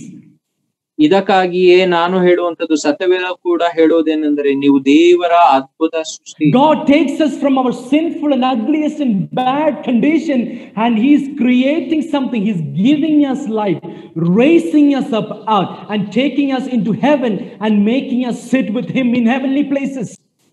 ಹೀನ, ದುಷ್ಟ, ಕೆಟ್ಟ, ಅನೀತಿಯ ಸ್ಥಿತಿಯಲ್ಲಿಯೂ ಸತ್ತಂಥ ಭಾವದಲ್ಲಿಯೂ ಇದ್ದಂಥ ನಮ್ಮನ್ನ ಕ್ರಿಸ್ತನೊಂದಿಗೆ ಎಬ್ಬಿಸಿ ಬದುಕಿಸಿ ಆತನ ಪರಲೋಕದ ಸಿಂಹಾಸನದಲ್ಲಿ ಸ್ಥಾನವನ್ನು ನಮಗೆ ನೀಡಿದ್ದಾನೆ. Everything in the life of a believer is done by God, starting from our salvation to the end of glorification. God does the work. ಪ್ರಪ್ರಥಮವಾಗಿ ವಿಶ್ವಾಸಿಯ ಜೀವಿತದಲ್ಲಿ ಆತನು ಆ ರಕ್ಷಣೆಯ ದಿನದಿಂದ ಹಿಡಿದು ಮಹಿಮೆಯ ಪದವಿಗೆ ಸೇರುವವರೆಗೂ ಉಂಟಾಗುವಂತ ಎಲ್ಲಾ ಕಾರ್ಯಗಳನ್ನ ಉಂಟಾದದ್ದು ಮಾಡಿದ್ದು ಆತನೊಬ್ಬನೇ. Brothers and sisters, this is your identity. ನನ್ನ ಪ್ರಿಯ ಸಹೋದರ ಸಹೋದರಿಯರೇ, ಇದೇ ನಿಮ್ಮ ಗುರುತು. You are searching for your identity, and God wants you to know that you are a new person. You are a different person now. You're God's masterpiece. ಗುರುತು ಕಾಣದೆ ಲೋಕದಲ್ಲಿ ತೊಳಲಾಡುತ್ತಿದ್ದಂತಹ ನಮ್ಮನ್ನ ದೇವರು ಕರೆದು, ನನ್ನ ಪ್ರಿಯ ಮಗನೇ ಮಗಳೇ, ಇದು ನಿನ್ನ ನಿಜವಾದಂತಹ ಗುರುತು ಎಂಬುದಾಗಿ God wants you to understand your new identity that He has given to you in Jesus Christ. ದೇವರು ಕ್ರಿಸ್ತನ ಮೂಲಕವಾಗಿ ನಮಗೆ ಕೊಟ್ಟಂತಹ ಈ ಒಂದು ಹೊಸ ಗುರುತನ್ನ ನೀವು ತಿಳಿಯಬೇಕೆಂಬುದಾಗಿ ದೇವರು ಬಯಸ್ತಿದ್ದಾನೆ. Brothers and sisters, why would God do something like this? ನನ್ನ ಪ್ರಿಯ ಸಹೋದರ ಸಹೋದರಿಯರೇ, ನಮ್ಮ ತಂದೆಯಾದ ದೇವರು ಈ ರೀತಿಯಾಗಿ Why would God take sinful and rebellious people like us and do so much good in us? Why would God do it? ಈ ರೀತಿಯಾಗಿ ದೇವರಿಗೆ ವಿರೋಧವಾಗಿಯೂ ದೇವರಿಗೆ ಕೋಪವನ್ನು ಎಬ್ಬಿಸಿದಂತವರಾದಂತಹ ಪಾಪಿಗಳಾದಂತಹ ನಮ್ಮನ್ನ ದೇವರು ಹೀಗೆ ಮಾಡ್ಲಿಕ್ಕೆ ಕಾರಣ ಏನು? 3 things we read here. 3 ವಿಷಯಗಳನ್ನ ನಾವು Verse 4 we read, God who is rich in mercy. ಕೃಪೆಯಲ್ಲಿ ಐಶ್ವರ್ಯವಂತನಾದಂತಹ ದೇವರು ಎಂಬುದಾಗಿ. God, why would God do it? Because God is so merciful. ಯಾಕೆ ದೇವರು ಹೀಗೆ ಮಾಡ್ತಾನೆ ಎಂಬುದಾಗಿ ನೋಡುವುದಾದರೆ, ಕೃಪೆಯಲ್ಲಿ ಅಧಿಕನಾದಂತಹ ದೇವರು ಆತನಾಗಿದ್ದಾನೆ. Brothers and sisters, without the mercy of God, you won't be here, or I won't be a masterpiece. ದೇವರ ಕೃಪೆ ಇಲ್ಲದೆ ಹೋದರೆ ನಾನಾಗಲಿ ನೀವಾಗಲಿ ದೇವರ ಅದ್ಭುತ ಸೃಷ್ಟಿಯಲ್ಲಿ ಪಾಲಾಗುವುದಿಲ್ಲ ಪ್ರಿಯರೇ. God rightly should pour out his wrath on us, but instead He's pouring out His mercy on us. That is who we are. ನಮ್ಮ ದ್ರೋಹದ ನಿಮಿತ್ತವಾಗಿ ದೇವರು ತನ್ನ ಕೋಪದ ಮಳೆಯನ್ನೇ ಸುರಿಸಬೇಕಾಗಿತ್ತು, ಬದಲಾಗಿ ದೇವರು ತನ್ನ ಕೃಪೆಯ ಮೇಲೆ ಕೃಪೆ. In the same verse itself it says, God who is rich in mercy because of His great love with which He has loved us. ಈ ವಾಕ್ಯದಲ್ಲಿ ನಾವು ನೋಡುವ ಪ್ರಕಾರ ಅದ್ಭುತವಾದಂತಹ ಪ್ರೀತಿಯ ಮೂಲಕವಾಗಿ ದೇವರು ನಮ್ಮನ್ನ ಪ್ರೀತಿಸಿದ್ದಾನೆ. God's mercy and God's love. ದೇವರ ಕೃಪೆ ಮತ್ತು ಪ್ರೀತಿ. You and I were in sin, but God loved us. ನಾನು ನೀವು ದೇವರ ಪ್ರೀತಿಯ ಮೂಲಕವಾಗಿ ದೇವರು ಪ್ರೀತಿಸಿದರಿಂದಲೇ ಪಾಪದಿಂದ ದೂರವಾಗಿದ್ದೇವೆ ಪ್ರಿಯರೇ. Great love which we cannot even understand. ಆ ಅದ್ಭುತವಾದಂತಹ ಪ್ರೀತಿ ನಮ್ಮ ಮಾತಿಗೆ ನಿಲುಕದಂತಹ ಪ್ರೀತಿ. Finally in verse 7 it says, it is by His grace. ದೇವರ ಕೃಪೆಯ ನಿಮಿತ್ತದಿಂದಲೇ ಎಂಬುದಾಗಿ 7ನೇ ವಚನದಲ್ಲಿ ನಾವು ನೋಡ್ತೇವೆ. God is gracious, merciful and loving, and that is why God is working in our life. ದೇವರು ಕೃಪೆ ಪ್ರೀತಿ ಇದರ ಮೂಲಕವಾಗಿ ದೇವರು ನಮ್ಮನ್ನ ತನ್ನ ಜೀವಿತದಲ್ಲಿ ನಮ್ಮ ಜೀವಿತದಲ್ಲಿ. I know all of us have experienced God's mercy, His love and His grace in our life. ದೇವರ ಕರುಣೆ, ಪ್ರೀತಿ ಮತ್ತು ಕೃಪೆ ಇದನ್ನ ನಮ್ಮ ಜೀವಿತದಲ್ಲಿ ನಾವು ಕಂಡುಕೊಂಡಿದ್ದೇವೆ. Brothers and sisters, without that you and I won't be sitting here today. ನನ್ನ ಪ್ರಿಯ ಸಹೋದರ ಸಹೋದರಿಯರೇ, ಇದರ ಹೊರತಾಗಿ ನಾನು ನೀವು. If God is not gracious, if He's not merciful, if God is not loving, we won't be sitting here. What? Because we rightly deserve His judgment and the wrath of God. But God was gracious to us. ದೇವರು ಕೃಪೆಯುಳ್ಳವನಾಗಿರದಿದ್ದರೆ, ದೇವರು ಪ್ರೀತಿ ಸ್ವರೂಪನಾಗಿರದಿದ್ದರೆ, ದೇವರು ಕರುಣೆ ತೋರದವನಾಗಿದ್ದರೆ ನಾವು ಇಲ್ಲಿ ಕೂರಲು ಸಾಧ್ಯವಾಗ್ತಿದ್ದಿಲ್ಲ. ಬದಲಾಗಿ ಆತನ ಕೋಪಕ್ಕೆ ಗುರಿಯಾಗ. Now the final question is this: why would God do this? ಕೊನೆಯದಾಗಿ ಉಂಟಾದಂತ ಪ್ರಶ್ನೆ, ಯಾಕೆ ಹೀಗೆ? Why is God creating a masterpiece out of something that is ugly? ಈ ಕೆಟ್ಟದಾದಂತಹ ಸ್ಥಿತಿಯಿಂದ ದೇವರು ಯಾಕೆ ಇಂತಹ ಅದ್ಭುತವಾದಂತಹ ಸೃಷ್ಟಿ ಮಾಡಬೇಕಾಗಿತ್ತು? Paul gives us 3 reasons here. ಪೌಲನು ಇಲ್ಲಿ 3 ಕಾರಣಗಳನ್ನು ನೀಡುವನು. In verse 7 you read this, that in the ages to come he might show the exceeding riches of his grace in his kindness. 7ನೇ ವಚನದಲ್ಲಿ ನಾವು ನೋಡ್ತೇವೆ, ಕೃಪಾತಿಶಯವನ್ನ ಮುಂದಣ ಯುಗಗಳಲ್ಲಿ ತೋರಿಸಬೇಕೆಂದು ಕ್ರಿಸ್ತ ಯೇಸುವಿನಲ್ಲಿರುವ ನಮ್ಮನ್ನ ಆತನೊಂದಿಗೆ ಎಬ್ಬಿಸಿದ್ದಾನೆ. Why would God do this? Why is God making us a masterpiece? Because the first reason is this: to display the riches of God's grace. ಆತನು ಯಾಕೆ ಈ ರೀತಿಯಾಗಿ ಮಾಡ್ತಿದ್ದಾನೆ ಎಂಬುದಾಗಿ ನೋಡುವುದಾದ್ರೆ, ಮೊದಲನೇದಾಗಿ ಮುಂದಣ ಯುಗದಲ್ಲಿ ಆತನ ಕೃಪೆಯ ಮೂಲಕವಾಗಿ ಇರ್ತಕ್ಕಂಥ ಐಶ್ವರ್ಯವನ್ನ ನಮಗೆ ತೋರಿಸಲಿಕ್ಕೆ. God wants to continue to show how gracious he is in and through us. That is why he is making us as a masterpiece. ದೇವರು ನಮ್ಮ ಮೂಲಕವಾಗಿ ತಾನೆಂತ ಕೃಪಾಳುವಾಗಿದ್ದಾನೆ ಎಂಬುದಾಗಿ ತೋರ ಬಯಸಿರುವುದರಿಂದಲೇ ಆತನು ನಮ್ಮನ್ನ ಈ ರೀತಿಯಲ್ಲಿ ಸೃಷ್ಟಿಸಿದ್ದಾನೆ. Not only at the time of our salvation God showed us grace, but every single day continuously till the end God is going to pour out his grace in our life. ಕೇವಲ ರಕ್ಷಣೆಯ ದಿನದಲ್ಲಿ ಮಾತ್ರವಲ್ಲದೆ ಪ್ರತಿನಿತ್ಯವೂ ಕೂಡ ತನ್ನ ಕೃಪೆಯ ಮೂಲಕವಾಗಿ ದೇವರು ಹೇಗೆ ನಮ್ಮನ್ನ ಕಾಪಾಡ್ತಿದ್ದಾನೆ ಎಂಬುದಾಗಿ The word is telling to display the riches of God's grace, which means this: when people, when everyone else is looking at this masterpiece of God, your life or my life, and they have to see the grace of God displayed in our lives. ಇತರರು ನಮ್ಮನ್ನ ನೋಡುವಾಗ, ನಮ್ಮ ಜೀವಿತವನ್ನ ಅವರು ವೀಕ್ಷಿಸುವಾಗ ದೇವರ ಕೃಪೆ ಹೇಗೆ ನಮ್ಮಲ್ಲಿ ಕೆಲಸ ಮಾಡಿದೆ ಮತ್ತು ದೇವರ ಕೃಪೆ ಏನಾಗಿದೆ ಎಂಬುದನ್ನ ಇತರರು ಗ್ರಹಿಸಬೇಕೆಂಬುದಾಗಿ ಬಯಸಿದ್ದಾರೆ. Brothers and sisters, can the people around you see the grace of God in your life?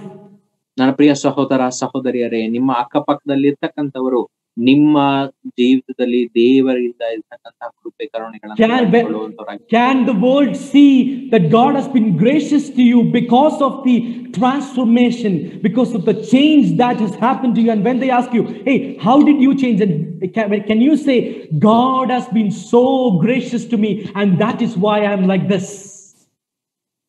ಈ ಲೋಕವು ನಿಮ್ಮನ್ನ ನೋಡುವಾಗ, ನಿಮ್ಮಲ್ಲಿ ಕೇಳುವಾಗ, ಹೇಗೆ ರೀತಿಯ ಬದಲಾವಣೆ ನಿಮ್ಮಲ್ಲಿ ಉಂಟಾಯಿತು ಅಂತ ಹೇಳುವಾಗ, ನೀವು ನಿಜವಾಗಿಯೂ ದೇವರ ಕೃಪೆ ಮೂಲಕವಾಗಿ ನಾವು ಹೀಗೆ ಮಾಡಿದ್ದೇವೆ, ನಾನು ಹೀಗೆ ಆಗಿದ್ದೇನೆ. Brothers and sisters, we were all sinners, fallen in our fallen sinful condition. ನಾವು ಸತ್ತಂತವರು, ಪಾಪದ ಸ್ವಭಾವದಲ್ಲಿ ಬಿದ್ದವರಾಗಿದ್ದೆವು, unworthy people. ಆತನಿಗೆ ಸರಿ ಹೊಂದಲಾದಂತದವರು ನಾವಾಗಿದ್ದೆವು. But God, because he is gracious, loving and merciful, he is giving us life, making us sit with Jesus Christ in heavenly places. Oh, I think we lost him.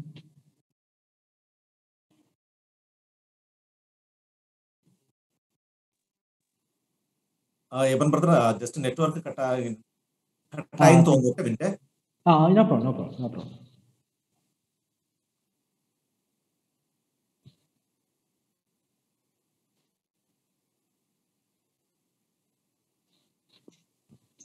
Hello. Yes, brother. Yes, Vinit. Sorry, just a technical issue. Yeah. Your video is off. Can I see your video?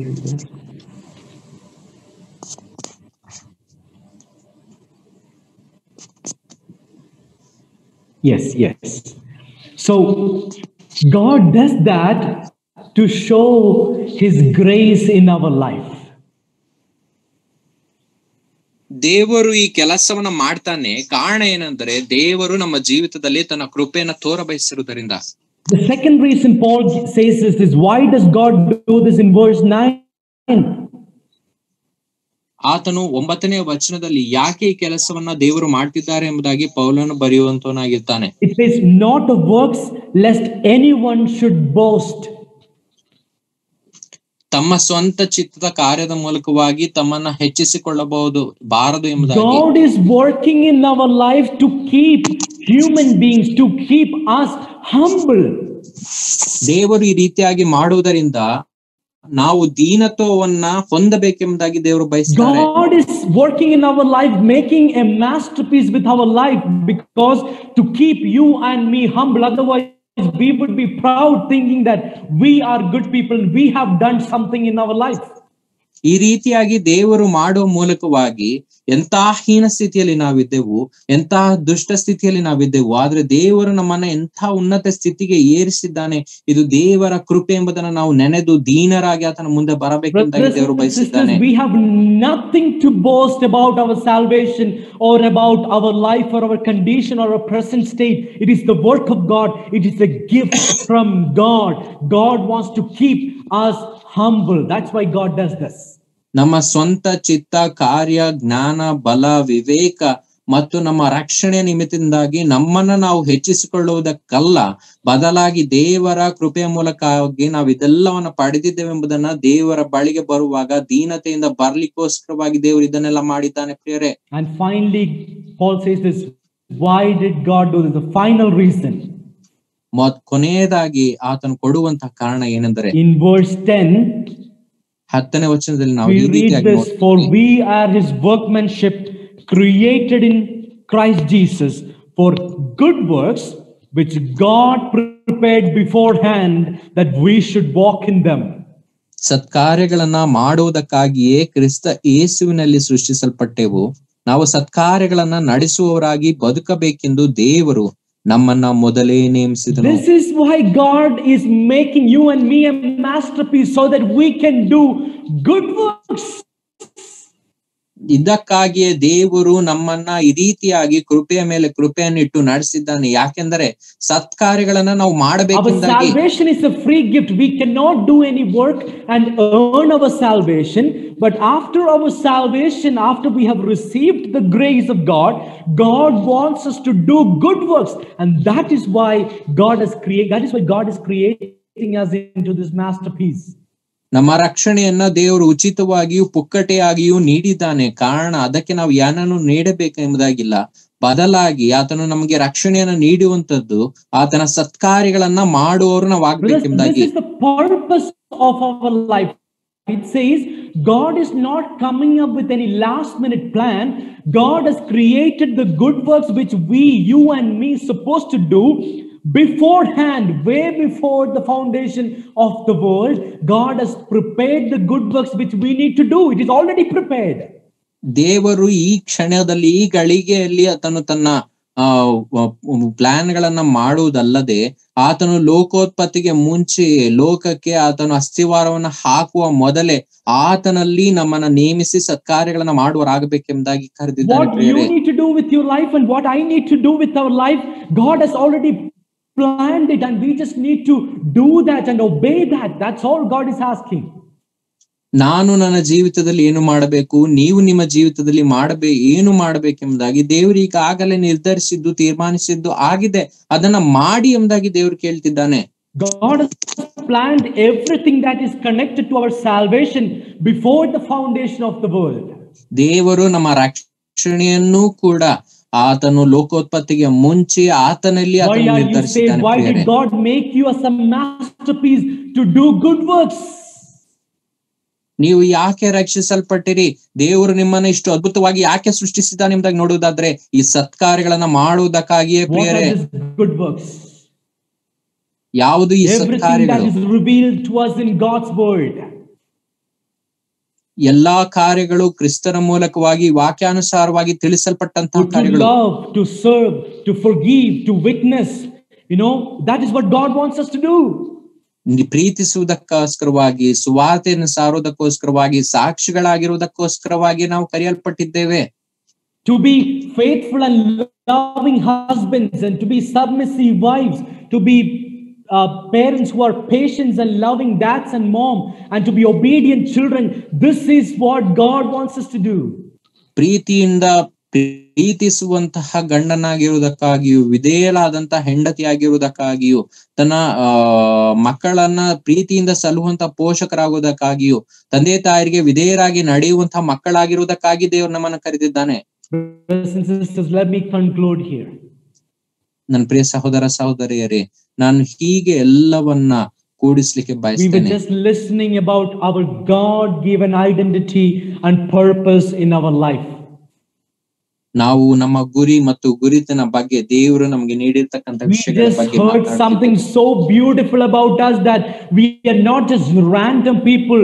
We are God's masterpiece. ನಾವು ಯಾವುದೋ ರೀತಿಯಲ್ಲಿ ದೇವರಿಂದ ಆಯಲ್ಪಟ್ಟವರಲ್ಲ, ಬದಲಾಗಿ ದೇವ ಅದ್ಭುತವಾಗಿ ಉಂಟಾದಂತ ಸೃಷ್ಟಿನವಾಗಿದ್ದೇವೆ ಪ್ರಿಯರೇ.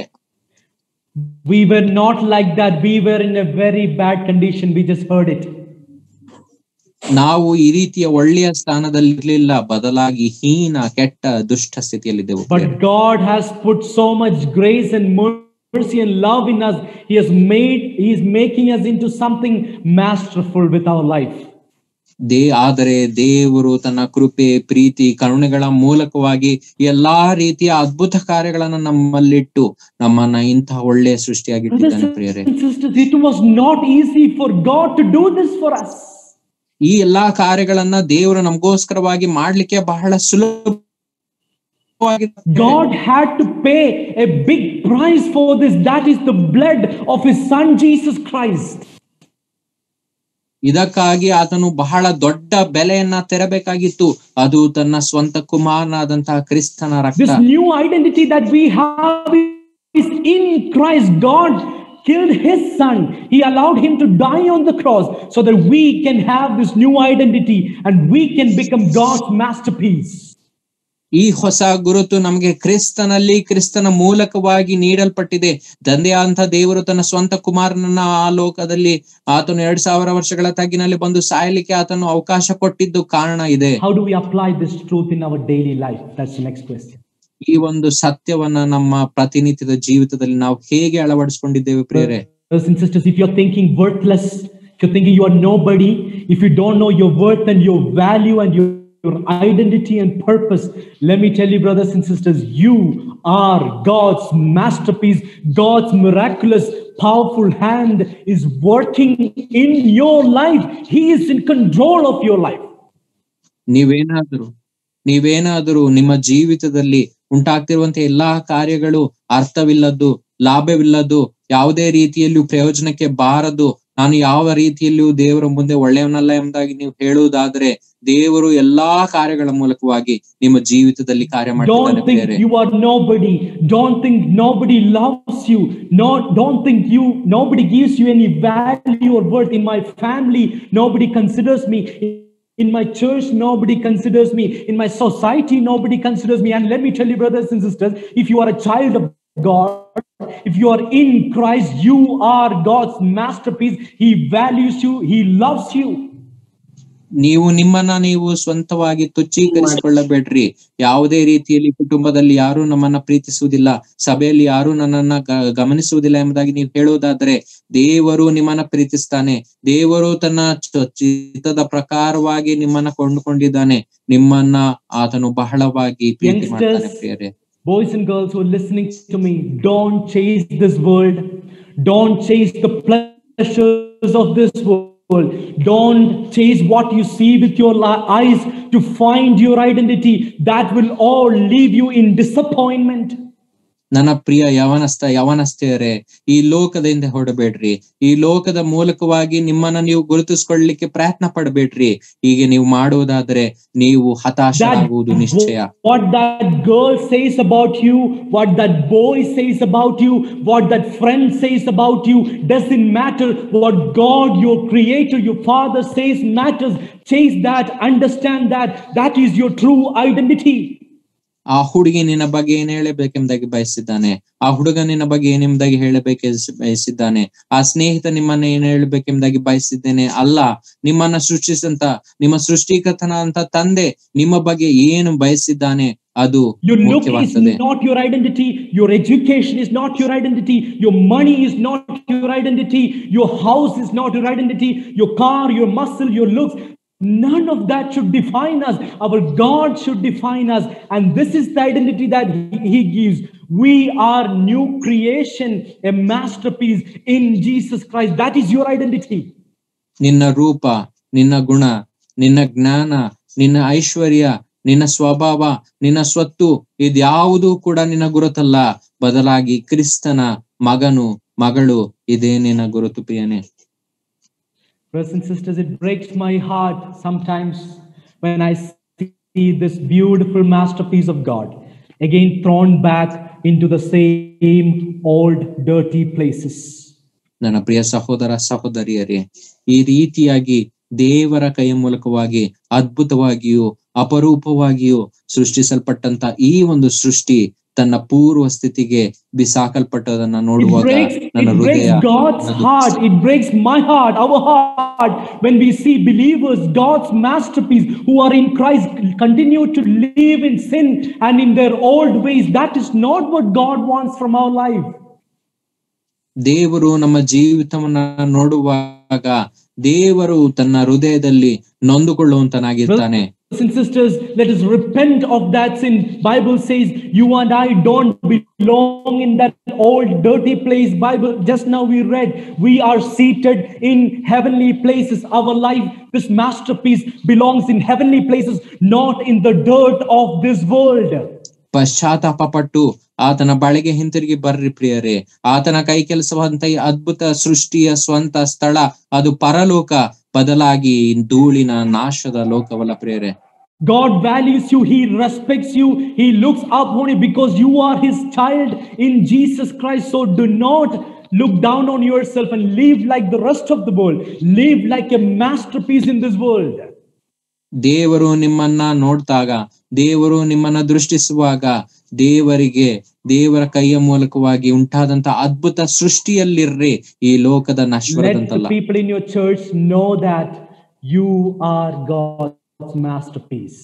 ನಿಮ್ಮ ಸಭೆಯಲ್ಲಿರ್ತಕ್ಕಂತ ವಿಶ್ವಾಸಿಗಳು ನಿಮ್ಮನ್ನ ನೋಡುವಾಗ ತಿಳಿದುಕೊಳ್ಳ್ರಿ, ನೀವು ದೇವರ ಅದ್ಭುತ ಸೃಷ್ಟಿ ಎಂಬುದಾಗಿ. Let the students and teachers in the school know that you are different and you are God's masterpiece in Jesus Christ. ಶಾಲೆಯಲ್ಲಿರ್ತಕ್ಕಂತ ಶಾಲೆಯು ಸಹಪಾಠಿಗಳು ವಿಶ್ವಾಸಿಗಳ ಶಾಲೆಯಲ್ಲಿರ್ತಕ್ಕಂತ ಎಲ್ಲಾ ಶಿಕ್ಷಕರು ನಿಮ್ಮನ್ನ ನೋಡುವಾಗ ತಿಳಿದುಕೊಳ್ಳ್ರಿ, ನೀವು ದೇವರ ಅದ್ಭುತ ಸೃಷ್ಟಿ. In your colleges, in your neighborhood, in your churches, in all these places, let people see you as a different person with a new identity and new purpose, that you are God's masterpiece. ನಿಮ್ಮ ಮನೆಯ ಅಕ್ಕಪಕ್ಕಗಳಲ್ಲಿಯೋ, ನಿಮ್ಮ ಕಾರ್ಯಕಲಾಪಗಳಲ್ಲಿಯೋ, ನಿಮ್ಮ ಸುತ್ತಮುತ್ತಲಿನ ಪ್ರದೇಶಗಳಲ್ಲಿಯೋ ಅನೇಕರು ಅನ್ಯರು ನಿಮ್ಮನ್ನ ನೋಡುವಾಗ ತಿಳಿದುಕೊಳ್ಳಿರಿ, ನೀವು ನಿಜವಾದಂತ ದೇವರ ಅದ್ಭುತ Let's ಸೃಷ್ಟಿ. tell God, God, forgive my sins. I did not know. Could I repent of my sins? That I did not know that. I did not realize and understand that I am a masterpiece. I am given new life in Jesus Christ, and you had to pay a big price for that. ದೇವರನ್ನ ನಾವು ಬಲವಾಗಿ ಪ್ರಾರ್ಥಿಸೋಣ. ನನ್ನ ಪ್ರಿಯ ದೇವರೇ, ನನ್ನ ಪ್ರಿಯ ತಂದೆಯೇ, ನಾನು ನಿನ್ನ ಅದ್ಭುತ ಸೃಷ್ಟಿಯಾಗಿದ್ದೇನೆ. ಈ ಸೃಷ್ಟಿಯಾಗಿ ಮಾರ್ಪಡಲು ನೀನು ಬಹಳ ಅಮೂಲ್ಯವಾದಂತಹ ನಿನ್ನ ಮಗನ ರಕ್ತವನ್ನ ನನಗೋಸ್ಕರವಾಗಿ ಹರಿಸಿದ್ದೀ. I want to live like a masterpiece. God, continue to work in my life, make and mold and create me through everything that is happening in my life to the person you want me to be, not who I want me to be. ದೇವರೇ, ನಿನ್ನ ಕೈಯಲ್ಲಿ ಉಂಟಾದಂತಹ ಅದ್ಭುತ ಸೃಷ್ಟಿಯಾಗಿರ್ತಕ್ಕಂಥ ನೀನೇ ನನ್ನನ್ನ ರೂಪಿಸು, ನನ್ನನ್ನ ಶಿಕ್ಷಿಸು, ನನ್ನನ್ನ ನಡೆಸು. ನಾನು ನಿನ್ನ ದೃಷ್ಟಿಯಲ್ಲಿ ಯಾವ ರೀತಿಯಲ್ಲಿ ಇರಬೇಕೆಂಬುದಾಗಿ ನೀನು ಬಯಸಿದೆಯೋ ಆ ರೀತಿಯಲ್ಲಿ ನನ್ನನ್ನ ನೀನು ಬಳಸಿಕೊ. May God help us to live like God's masterpiece. Find our true identity in Jesus Christ, that we are God's masterpiece, and our purpose is to do good works which God has created for us beforehand. ನಮ್ಮ ಪ್ರಿಯ ತಂದೆ ಆದಂತಹ ದೇವರ ಬಳಿಗೆ ಬರುವಾಗ, ನನ್ನ ಪ್ರಿಯ ತಂದೆ, ಈ ರೀತಿಯಾಗಿ ನಮ್ಮನ್ನ ಬದುಕಲಾಗುವಂತೆ ನೀನು ನಮ್ಮನಿಗೆ ಸಹಾಯ ಮಾಡು. ನಿನ್ನ ಸತ್ಕಾರ್ಯಗಳನ್ನ ಮಾಡ್ಲಿಕ್ಕೋಸ್ಕರವಾಗಿ ನಮ್ಮನ್ನ ಲೋಕಾದಿಯಲ್ಲಿಯೇ ನೀನು ನಮ್ಮನ್ನ ಆಯ್ಕೆ ಮಾಡಿಕೊಂಡಿದ್ದೀಯೆ. ಇದು ನಮ್ಮ ಗುರುತು ಎಂಬುದಾಗಿ ನಾವು ತಿಳಿಯುವ ಹಾಗೆ ನಮ್ಗೆ ಸಹಾಯ ಮಾಡಿ. May God bless the listening and reading of God's word.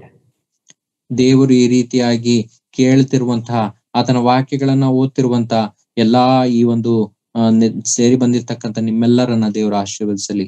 Amen. Amen. Thank you, brother Eben Abraham Samuel. Such a wonderful message. ದೇವರ ಕೃಪೆ, ದೇವರ ಪ್ರೀತಿ, ದೇವರ ಕರುಣೆ ಇಲ್ಲದಲ್ಲೇ ನಾವು ಈ ಸಮಯದಲ್ಲಿ ಈ ತರ ಕೋರ್ಲಿಕ್ಕೆ ಆಗ್ತಾ ಇರ್ಲಿಲ್ಲ ಅಂತ ಹೇಳ್ತಾ ಇರೋದು. Such a wonderful message. ಅದೇ ತರನೇ ಸಚ್ ಎ ವಂಡರ್ಫುಲ್ ಟ್ರಾನ್ಸ್ಲೇಷನ್.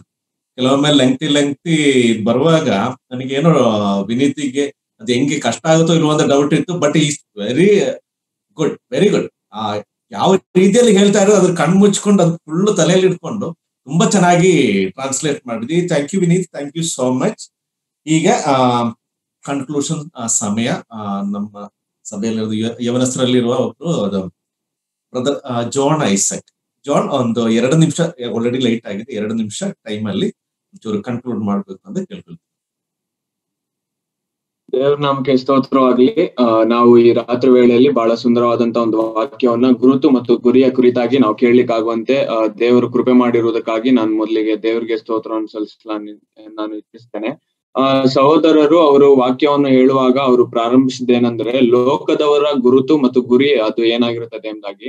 ಅವರ ತಮ್ಮ ಗುರುತು ಮತ್ತು ಗುರಿಯ ಕುರಿತಾಗಿ ನಾವು ನೋಡುವಾಗ ಅವರಿಗೆ ಕೆಲಸ, ಅವರ ಕುಟುಂಬ, ಅವರ ರೂಪ, ಕಾರ್ಯ, ಸೌಂದರ್ಯ, ಈ ಎಲ್ಲಾ ಲೋಕದ ವಿಷಯಗಳು ಅವರಿಗೆ ಗುರುತು, ಅವರ ಗುರಿ ಅದಾಗಿರುವಂತದ್ದಾಗಿರ್ತದೆ.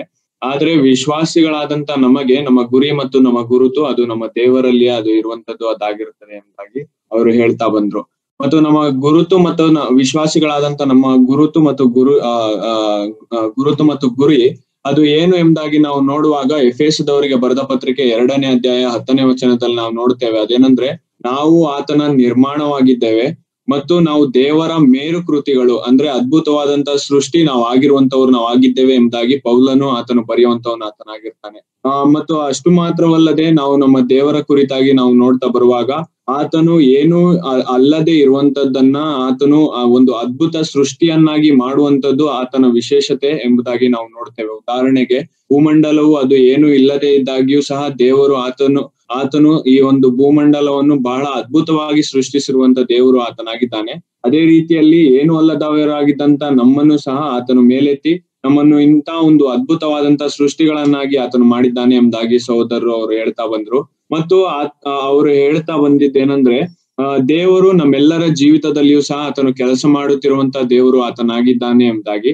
ಆದರೆ ಒಂದು ಕಂಡೀಷನ್ ಜೊತೆಗೆ ಆತನು ಕೆಲಸ ಮಾಡುವನು ಆತನಾಗಿರ್ತಾನೆ. ಅದೇನಂದ್ರೆ, ನಾವು ಕ್ರಿಸ್ತನಲ್ಲಿ ಇರುವಂತವರು ನಾವು ಆಗಿದ್ದರೆ ಮಾತ್ರ ಆತನು ನಮ್ಮ ಜೀವಿತದಲ್ಲಿ ಆತನು ಕಾರ್ಯ ಮಾಡುವಂತವನು ಆತನಾಗಿರ್ತಾನೆ. ಮತ್ತು ಅದೇ ರೀತಿಯಾಗಿ ಅವರು ಮುಂದೆ ಹೋಗುತ್ತಾ ಅವರು ಹೇಳ್ತಾ ಬಂದಂತದ್ದೇನೆಂದ್ರೆ, ಈ ರೀತಿಯಾಗಿ ನಾವು ಆತನ ಅದ್ಭುತವಾದಂತಹ ಸೃಷ್ಟಿಗಳು ನಾವು ಆಗುವುದಕ್ಕಿಂತ ಮುಂಚಿತವಾಗಿ ನಮ್ಮ ಪೂರ್ವ ಸ್ಥಿತಿಯು ಅದೇನಾಗಿತ್ತು ಎಂಬುದಾಗಿ ಅವ್ರು ಹೇಳ್ತಾ ಬಂದ್ರು. ಅದನ್ನೇ ನಾವು ಎಫೆಸ 2ನೇ ಅಧ್ಯಾಯ 1ನೇ ವಚನದಲ್ಲಿ ನಾವು ನೋಡ್ತಾ ಬಂದೆವು. ಅದೇನಂದ್ರೆ, ನಾವು ನಮ್ಮ ಪಾಪ ಮತ್ತು ಅಪರಾಧಗಳ ದೆಸೆಯಿಂದಾಗಿ ನಾವು ಸತ್ತವರಾಗಿದ್ದೆವು ಮತ್ತು ನಾವು ಇಹಲೋಕ ಆಚಾರಗಳನ್ನು ನಾವು ಅನುಸರಿಸುತ್ತಿದ್ದಂತವ್ರು ನಾವಾಗಿದ್ದೆವು. ನಾವು ಸೈತಾನನ ಆತ್ಮನಿಗೆ ನಾವು ಅನುಸಾರವಾಗಿ ನಡೆಯುತ್ತಿದ್ದಂತವ್ರು ನಾವಾಗಿದ್ದೆವು. ನಾವು ಶರೀರ ಭಾವದ ಆಶೆಗಳಿಗೆ ಅಧೀನರಾಗಿ ನಡೆಯುತ್ತಿದ್ದಂತವ್ರು ನಾವಾಗಿದ್ದೆವು. ಈ ರೀತಿಯಾಗಿ ನಾವು ಈ ಲೋಕಕ್ಕೆ ಅಂಟಿಕೊಂಡವರಾಗಿ ನಾವು ಈ ರೀತಿಯಾಗಿ ನಡೆಯುತ್ತಿದ್ದಂತವ್ರು ನಾವಾಗಿದ್ದೆವು. ಆದ್ರೆ ಅವ್ರು ಹೇಳ್ತಾ ಬಂದಂತ ಒಂದು ವಿಷಯವೇನೆಂದ್ರೆ, ಈ ರೀತಿಯಾಗಿ ನಾವು ಸತ್ತಂತವರಾಗಿದ್ದೆವು, ನಾವು ಲೋಕಕ್ಕೆ ಅನುಸಾರವಾಗಿ ನಡೀತಿದ್ದೆವು, ಶರೀರ ಭಾವದಲ್ಲಿ ನಡೀತೇವೆ. ಈ ಎಲ್ಲಾ ವಿಷಯಗಳನ್ನು ನಾವು ಸಭೆಗಳಲ್ಲಿ ಸಹ ಹಲವು ಬಾರಿ ನಾವು ಕೇಳಿದರೂ ಸಹ ನಾವು ಅದನ್ನ ಮರೆತು ಹೋಗುವಂತವ್ರು ನಾವಾಗಿರ್ತೇವೆ. ಆದ್ರೆ ನಾವು ನಮ್ಮ ಪೂರ್ವ ಸ್ಥಿತಿಯನ್ನು ನಾವು ಎಂದಿಗೂ ಸಹ ನಾವು ಮರೆಯದೆ ದೇವರು ನಮ್ಮನ್ನು ಎಂತ ಉನ್ನತವಾದಂತ ಒಂದು ಸ್ಥಿತಿಗೆ ನಮ್ಮನ್ನು ಕರೆತಂದಿದ್ದಾನೆ ಎಂಬುದಾಗಿ ನಾವು ನೆನಪು ಮಾಡಿಕೊಳ್ಳುವಂತವ್ರು ನಾವಾಗಿ, ಅದಕ್ಕೆ ಸ್ತೋತ್ರವನ್ನು ಸಲ್ಲಿಸುವಂತವ್ರು ನಾವಾಗಿರ್ಬೇಕು ಎಂಬುದಾಗಿ ಸಹೋದರರು ಅವ್ರು ಹೇಳ್ತಾ ಬಂದ್ರು. ಮುಂದೆ ನಾವು ನೋಡುವಾಗ ಅವ್ರು ಹೇಳಿದ್ದೇನೆಂದ್ರೆ, ದೇವರು ನಮ್ಮೊಂದಿಗೆ ಅಂತ ಹೀನ ಸ್ಥಿತಿಯಲ್ಲಿದ್ದಂತ ನಮ್ಮ ಜೀವಿತದಲ್ಲಿ ಆತನು ಏನು ಮಾಡಿದ್ದನು ಎಂಬುದಾಗಿ ಸಹೋದರರು ಹೇಳ್ತಾ ಬಂದ್ರು. ಅದನ್ನ ಎಫೆಸ 2ನೇ ಅಧ್ಯಾಯ 4ನೇ ವಚನದಿಂದ ಅವ್ರು ಹೇಳ್ತಾ ಬಂದ್ರು. ಅದೇನಂದ್ರೆ, ದೇವರು ಆತನು ನಮ್ಮ ಮೇಲೆ ಪ್ರೀತಿಯನ್ನಿಟ್ಟು ನಡೆಸಿದನು ಎಂಬುದಾಗಿ. ಮತ್ತು ಅಪರಾಧ ಮತ್ತು ಪಾಪದ ದೆಸೆಯಿಂದ ಸತ್ತಂತವರಾಗಿದ್ದಂತ ನಮ್ಮನ್ನು ಆತನು ಕ್ರಿಸ್ತನೊಂದಿಗೆ ಬದುಕಿಸಿದನು ಮತ್ತು ಬದುಕಿಸುವುದು ಮಾತ್ರವಲ್ಲದೆ ಆತನು ನಮ್ಮನ್ನು ಆ ಪಾಪದಿಂದ ಕ್ರಿಸ್ತನ ಮೂಲಕವಾಗಿಯೇ ನಮ್ಮನ್ನು ಮೇಲಕ್ಕೆ ಎಬ್ಬಿಸಿದ್ದಾನೆ ಎಂಬುದಾಗಿ ಸಹೋದರರು ಅವರು ಹೇಳ್ತಾ ಬಂದ್ರು. ಮತ್ತು ಅದೇ ರೀತಿಯಾಗಿ ಅವರು ಮುಂದೆ ಹೇಳಿದ್ದೇನೆಂದ್ರೆ ದೇವರು ನಮ್ಮನ್ನು ಕ್ರಿಸ್ತನೊಂದಿಗೆ ಆ ಪರಲೋಕದಲ್ಲಿ ನಮ್ಮನ್ನು ಕೂರಿಸುವಂತ ದೇವರು ಆತನಾಗಿದ್ದಾನೆ ಎಂಬುದಾಗಿ ಅವರು ಹೇಳ್ತಾ ಬಂದ್ರು. ಮತ್ತು ಅವರು ಇನ್ನೊಂದು ಒಂದು ವಿಷಯವನ್ನು ಅವ್ರು ಹೇಳಿದ್ದೇನೆಂದ್ರೆ ದೇವರು ನಮ್ಮ ಜೀವಿತದಲ್ಲಿ ರಕ್ಷಣೆಯ ದಿನದಿಂದ ಹಿಡಿದು ಮಹಿಮಾ ಒಂದು ಸ್ವರೂಪಕ್ಕೆ ನಾವು ಹೋಗುವವರೆಗೂ ಸಹ ದೇವರು ನಮ್ಮ ಜೀವಿತದಲ್ಲಿ ಕಾರ್ಯ ಮಾಡುವಂತ ದೇವರು ಆತನಾಗಿದ್ದಾನೆ ಎಂಬುದಾಗಿ. ಯಾಕಂದ್ರೆ ನಮ್ಮ ಜೀವಿತದಲ್ಲಿ ಅದು ಏನೇ ನಡೆದ್ರು ಸಹ ಅದು ದೇವರ ಚಿತ್ತದಿಂದಲೇ, ದೇವರು ತನ್ನ ಚಿತ್ತದ ಮೇರೆಗೆ ನಮ್ಮ ಜೀವಿತದಲ್ಲಿ ನಡೆಸುವಂತ ದೇವರು ಆತನಾಗಿದ್ದಾನೆ ಎಂಬುದಾಗಿ ಅವರು ಹೇಳುತ್ತಾ ಬಂದಿದ್ದರು. ಮತ್ತು ಮುಂದೆ ನಾವು ನೋಡುವಾಗ ಅವರು ಹೇಳಿದ್ದೇನೆಂದ್ರೆ ದೇವರು ಯಾಕೆ ಈ ರೀತಿಯಾಗಿ ನಮ್ಮ ಜೀವಿತದಲ್ಲಿ ಮಾಡ್ತಿದ್ದಾರೆ ಎಂಬುದಾಗಿ ನಾವು ನೋಡುವಾಗ ಅದೇ ಎಫೆಸದಿಂದ ಅವ್ರು ಹೇಳ್ತಾ ಬಂದದ್ದೇನೆಂದ್ರೆ ದೇವರು ಕೃಪಾತಿಶಯನಾಗಿರುವಂತ ದೇವರು ಆತನಾಗಿದ್ದಾನೆ. ಅಂದ್ರೆ ನಾವು ನಮ್ಮ ಪಾಪಗಳ ದೆಸೆಯಿಂದಾಗಿ ನಾವು ರುದ್ರಕೋಪಕ್ಕೆ ನಾವು ತುತ್ತಾಗಿದ್ದಂತ ನಮ್ಮ ಜೀವಿತಗಳಿಗೆ ಆತನು ಕೋಪವನ್ನು ಕೊಡದೆ, ನಾಶನವನ್ನು ಕೊಡದೆ, ಬದಲಿಗೆ ಆತನು ತನ್ನ ಕೃಪೆಯನ್ನು ನಮ್ಮ ಮೇಲೆ ಸುರಿಸಿರುವಂತ ದೇವರು ಆತನಾಗಿದ್ದಾನೆ ಎಂಬುದಾಗಿ ಅವ್ರು ಹೇಳ್ತಾ ಬಂದ್ರು. ಮತ್ತು ಆತನು ನಮ್ಮನ್ನು ಅತಿ ಹೆಚ್ಚಾಗಿ ನಮ್ಮನ್ನು ಪ್ರೀತಿಸಿರುವಂತ ದೇವರು ಆತನಾಗಿದ್ದಾನೆ. ಮತ್ತು ದೇವರ ಪ್ರೀತಿ, ಕೃಪೆ ಇವುಗಳ ಹೊರತು ನಾವು ಈ ರೀತಿಯಾಗಿ ನಾವು ಬಂದು ಸೇರಲೇ ಸಾಧ್ಯವಿಲ್ಲ ಎಂಬುದಾಗಿ ಸಹ ಅವರು ಹೇಳ್ತಾ ಬಂದ್ರು. ಅದು ಬಹಳ ಸತ್ಯವಾದಂತ ಸಂಗತಿ ಅದಾಗಿರುತ್ತದೆ. ದೇವರ ಕೃಪೆ ನಮ್ಮ ಮೇಲೆ ಇರದೆ ಹೋಗಿದ್ದಾರೆ, ದೇವರ ಪ್ರೀತಿ ನಮ್ಮ ಮೇಲೆ ಇರದೆ ಹೋಗಿದ್ದಾರೆ, ನಾವೆಂದಿಗೂ ಸಹ ಈ ರೀತಿಯಾಗಿ ಬಂದು ಸೇರಲು ಅದು ಸಾಧ್ಯವಾಗುತ್ತಿರಲಿಲ್ಲ ಎಂಬುದಾಗಿ.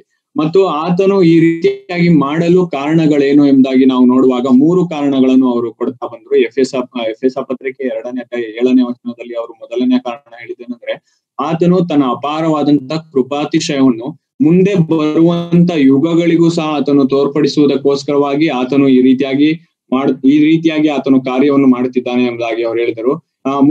ಮುಂದೆ ಬರುವಂತ ಯುಗಗಳು ಎಂಬುದಾಗಿ ನಾವು ನೋಡುವಾಗ ಮುಂದೆ ಇರುವಂತ ದಿನಗಳಲ್ಲಿ ಬರುವಂತ ಜನರು ಮಾತ್ರವಲ್ಲದೆ ಈಗಿನ ಕಾಲದಲ್ಲಿ ನಮ್ಮ ಸುತ್ತಮುತ್ತಲಿರುವಂತ ಎಲ್ಲರೂ ಸಹ ನಮ್ಮನ್ನು ನೋಡುವಾಗ, ನಮ್ಮನ್ನು ಕಾಣುವಾಗ ದೇವರ ಕೃಪೆಯನ್ನು ಅವರು ಕಂಡುಕೊಳ್ಳಬೇಕಾಗಿ ಆತನು ನಮ್ಮ ಜೀವಿತದಲ್ಲಿ ಕಾರ್ಯ ಮಾಡುವಂತ ದೇವರು ಆತನಾಗಿದ್ದಾನೆ ಎಂಬುದಾಗಿ ಹೇಳಿದರು. ಮತ್ತು ಎಫೆಸ 2:9 ವಚನದಲ್ಲಿ ಅವರು 2ನೇ ಕಾರಣ ಹೇಳಿದೇನೆಂದ್ರೆ ಮನುಷ್ಯರಲ್ಲಿ ದೀನತ್ವವನ್ನು ಹುಟ್ಟಿಸುವುದಕ್ಕೋಸ್ಕರವಾಗಿಯೇ ಆತನು ಕಾರ್ಯ ಮಾಡುವಂತ ದೇವರು ಆತನಾಗಿದ್ದಾನೆ ಎಂಬುದಾಗಿ. ಮತ್ತು ಮೂರನೆಯ ಕಾರಣವನ್ನು ನಾವು ನೋಡುವಾಗ ನಾವು ಸತ್ಕಾರ್ಯಗಳನ್ನ ಮಾಡಬೇಕಾಗಿ ದೇವರು ನಮ್ಮಲ್ಲಿ ಕಾರ್ಯ ಮಾಡುವಂತ ದೇವರು ಆತನ ಆಗಿದ್ದಾನೆ ಎಂಬುದಾಗಿ ನಾವು ಕೇಳುತ್ತಾ ಬಂದೆವು. ಮತ್ತು 4ನೇದಾಗಿ ನಾವು ಕೇಳಿದ್ದೇನೆಂದ್ರೆ 3 ಕಾರಣಗಳಾದ ಮೇಲೆ ಅವರು ಈ ರೀತಿಯಾಗಿ ಈ ಒಂದು ಸಂದೇಶವನ್ನು ಅವರು ಕನ್ಕ್ಲೂಡ್ ಮಾಡಿದ್ದಾರೆ. ಅದೇನಂದ್ರೆ ದೇವರು ಮೊದಲೇ ನೇಮಿಸಿರುವಂತದ್ದನ್ನೇ ನಮ್ಮ ಜೀವಿತದಲ್ಲಿ ಮಾಡ್ತಾ ಬಂದಿದ್ದಾರೆ ಎಂಬುದಾಗಿ. ಅಂದ್ರೆ ಇದ್ಯಾವುದೋ ಹೊಸದಾಗಿ ಈಗ ನಮ್ಮ ಜೀವಿತದಲ್ಲಿ ನಡೆಯುತ್ತಿರುವಂತದ್ದಲ್ಲ, ಮೊದಲೇ ನಾವು ಈ ಒಂದು ಜಗದುತ್ಪತ್ತಿಗಿಂತ ಮುಂಚಿತವಾಗಿಯೇ ನೇಮಿಸಿರುವಂತಹ ಕಾರ್ಯಗಳನ್ನ ನಮ್ಮ ಜೀವಿತಗಳಲ್ಲಿ ಆತನು ಮಾಡುತ್ತಾ ಬಂದಿದ್ದಾನೆ ಎಂಬುದಾಗಿ. ಮತ್ತು ನಾವು ನಮ್ಮ ಗುರುತು ಮತ್ತು ನಮ್ಮ ಗುರಿ ಏನು ಎಂಬುದಾಗಿ ನಾವು ನೋಡುವಾಗ ಕ್ರಿಸ್ತನಲ್ಲಿರುವುದೇ ನಮ್ಮ ಗುರುತು ಅದು ಆಗಿರುತ್ತದೆ, ಮತ್ತು ನಮ್ಮ ಗುರಿಯೂ ಸಹ ನಮ್ಮ ಕ್ರಿಸ್ತನಲ್ಲಿಯೇ ಅದಾಗಿರುತ್ತದೆ. ಮತ್ತು ನಮಗೆ ದೊರಕಿರುವಂತ ಈ ಒಂದು ಗುರುತು ಅದು ಕ್ರಿಸ್ತನು ಪಟ್ಟಂತ ಒಂದು ತ್ಯಾಗದ ಮರಣದಿಂದಲೇ ನಮಗೆ ದೊರಕಿದೆ ಎಂಬುದಾಗಿ ಅವರು ಹೇಳ್ತಾ ಬಂದ್ರು. ಆತನ ಸುರಿಸಿದಂತ ರಕ್ತ, ಆತನ ಒಂದು ತ್ಯಾಗದ ಮರಣದಿಂದಲೇ ನಮಗೆ ನಮ್ಮ ಗುರುತು ಮತ್ತು ಗುರಿ ಅದು ದೊರೆತಿದೆ ಎಂಬುದಾಗಿ ಅವ್ರು ಹೇಳ್ತಾ ಬಂದರು. ಮತ್ತು ಅದೇನೆಂದ್ರೆ ನಾವು ಆದದ್ದರಿಂದಲೇ ನಮ್ಮ ಗುರುತು ಮತ್ತು ಗುರಿ ಅದನ್ನ ನಾವು ತಿಳಿದುಕೊಂಡವರಾಗಿ ಮತ್ತು ಅದರ ವಿಷಯವಾಗಿ ನಾವು ಈ ಲೋಕದಲ್ಲಿ ಕಾರ್ಯ ಮಾಡುವಂತವ್ರು ಸಹ ನಾವು ಆಗಿರ್ಬೇಕು ಎಂಬುದಾಗಿ ಅವ್ರು ಹೇಳಿದ್ರು. ಮತ್ತು ಅವ್ರು ಮುಂದೆ ಹೇಳಿದ್ದೇನೆಂದ್ರೆ ನಾವು ಈ ಲೋಕದ ಹಿಂದೆ ಹೋಗದೆ, ನಾವು ಈ ಲೋಕದಲ್ಲಿ ನಮ್ಮ ಗುರುತುಗಳನ್ನು ನಾವು ಹುಡುಕಿಕೊಳ್ಳದೆ ಸೃಷ್ಟಿಕರ್ತನಾದಂತ ನಮ್ಮ ಕರ್ತನಲ್ಲಿಯೇ ನಮ್ಮ ಗುರುತನ್ನ ನಾವು ಕಂಡುಕೊಳ್ಳಬೇಕು ಎಂಬುದಾಗಿ. ನಮ್ಮ ಲೋಕದಲ್ಲಿರುವಂತ ಯಾವುದೇ ಆಸ್ತಿ, ಅಂತಸ್ತು, ವಿದ್ಯೆ, ರೂಪ, ಸೌಂದರ್ಯ ಇದ್ಯಾವುದೂ ಸಹ ನಮ್ಮ ಗುರುತಾಗಿರಲು ಸಾಧ್ಯವಿಲ್ಲ. ಕ್ರಿಸ್ತನಲ್ಲಿಯೇ ನಾವು ಆ ಒಂದು ಮೇರು ಕೃತಿಗಳು, ಅದ್ಭುತವಾದಂತ ಸೃಷ್ಟಿಗಳು ನಾವು ಆಗಿದ್ದೇವೆ.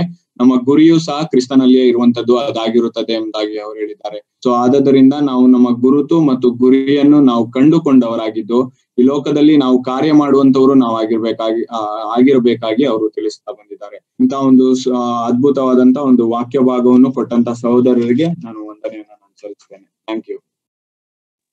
Thank you John, thank you so much. ತುಂಬಾ ಕಮ್ಮಿ ಸಮಯದಲ್ಲಿನೂ ತುಂಬಾ ಕರೆಕ್ಟ್ ಆಗಿ ನಮ್ಮ ಇಲ್ಲಿ ಕೂಡಿ ಬಂದಿರೋಂಥ ಎಲ್ಲವನ್ನು ಇದೇ ಅರ್ಥದಲ್ಲಿ ಕೇಳಿದ ಎಲ್ಲಾ ವಾಕ್ಯಗಳನ್ನು ಹೃದಯದಲ್ಲಿ ಅರ್ಥವಾಗಿದೆ ಅಂತ ಅನ್ಕೊಂಡಿದ್ದೀನಿ. ಈಗ ನೆಕ್ಸ್ಟ್ ಇದಕ್ಕೆ ಹೋಗಿದ್ರೆ ಒಂದು ಸ್ಪೆಷಲ್ ಸಾಂಗ್ ಫಸ್ಟ್ ಇದೀಗ ಕೆಸಿ ಅವರು ಜಾಯ್ನ್ ಆಗಿದ್ದಾರೆ. ಸಿಸ್ಟರ್ ಕೆಸಿಯಾ, ಈಗ special song. Yes. Hello everyone. I welcome you all in the name of our Lord Jesus Christ. That was a very wonderful and powerful message where we saw that we are God's masterpiece and our identity is in Christ Jesus. Yes, our identity is in our Savior who was born in the city of David. So this night I'm going to sing this small carol song to our Savior who was born on that perfect and holy night.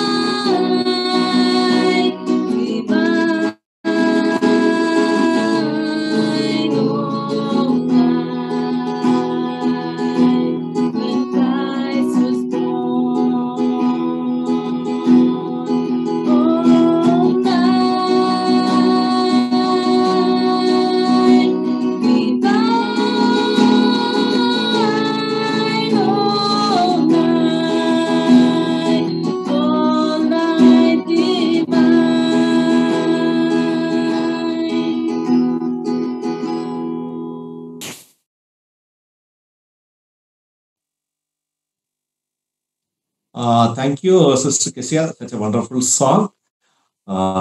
ಈ ಸಮಯದಲ್ಲಿ ದೇವರು ನಮಗೆ ಸಹಾಯ ಮಾಡಿದ್ದಾರೆ. ಈಗ closing prayer ನಮ್ಮ Chikkamagaluru ಬ್ರದರ್ನ assembly deacon ಆಗಿರುವ Peter brother.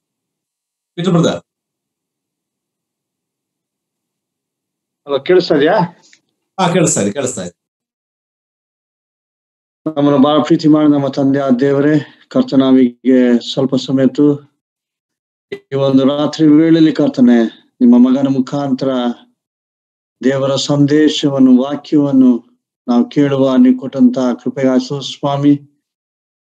ಅದ್ಭುತನಾದಂತ ದೇವರು, ಮಾತಾಡುವಂತ ದೇವರು, ಸರ್ವಶಕ್ತ ಅಂತ ದೇವಾದಿ ದೇವ್ ನೀವಾಗಿದ್ರಿ, ಅದಕ್ಕಾಯ್ಸು ಸ್ವಾಮಿ. ಎಲ್ಲವನ್ನು ಸೃಷ್ಟಿ ಮಾಡಿದಂತ ಸೃಷ್ಟಿಕರ್ತ ನೀವಾಗಿದ್ರಿ, ಅದಕ್ಕಾಯ್ಸು ಸ್ವಾಮಿ. ನಮ್ಮೆಲ್ಲರಿಗೂ ಕರ್ತನ ಒಂದು ಪಾಠ ಅದಾಗಿದೆಯಲ್ಲ ಕರ್ತನ ಕಾಯ್ಸು ಸ್ವಾಮಿ.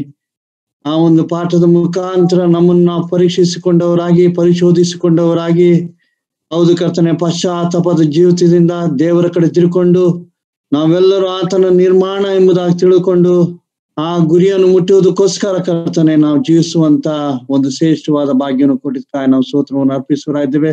ಹೌದು ಕರ್ತನೆ, ನಾವು ಕೇಳಿದಂತ ವಾಕ್ಯಗಳನ್ನು ಎಂದಿಗೂ ಒಂದು ಕಿವಿಯಿಂದ ಕೇಳಿ ಮತ್ತೊಂದು ಕಿವಿಯಿಂದ ಬಿಟ್ಟು ಬಿಡದೆ ಕರ್ತನೆ, ನಮ್ಮನ್ನು ನಾವು ಹೆಚ್ಚಿಸಿಕೊಳ್ಳದೆ ಕರ್ತನೆ, ನಮ್ಮ ಒಂದು ಸ್ವಭಾವಗಳನ್ನು ಕರ್ತನೆ, ನಮ್ಮ ಒಂದು ಕಾರ್ಯಗಳನ್ನು ಬದಿಗೊತ್ತಿ ಆ ಸತ್ಕಾರ್ಯಗಳನ್ನು ಮಾಡುವುದಕ್ಕೋಸ್ಕರ ನಾವು ಜೀವಿಸುವಂತ ಮಕ್ಕಳಾಗಿ ನಮ್ಮ ನಡೆಯ ಮಾಡ್ಬೇಕೆಂಬ ಪ್ರಾರ್ಥಿಸರಾದ್ವಿ.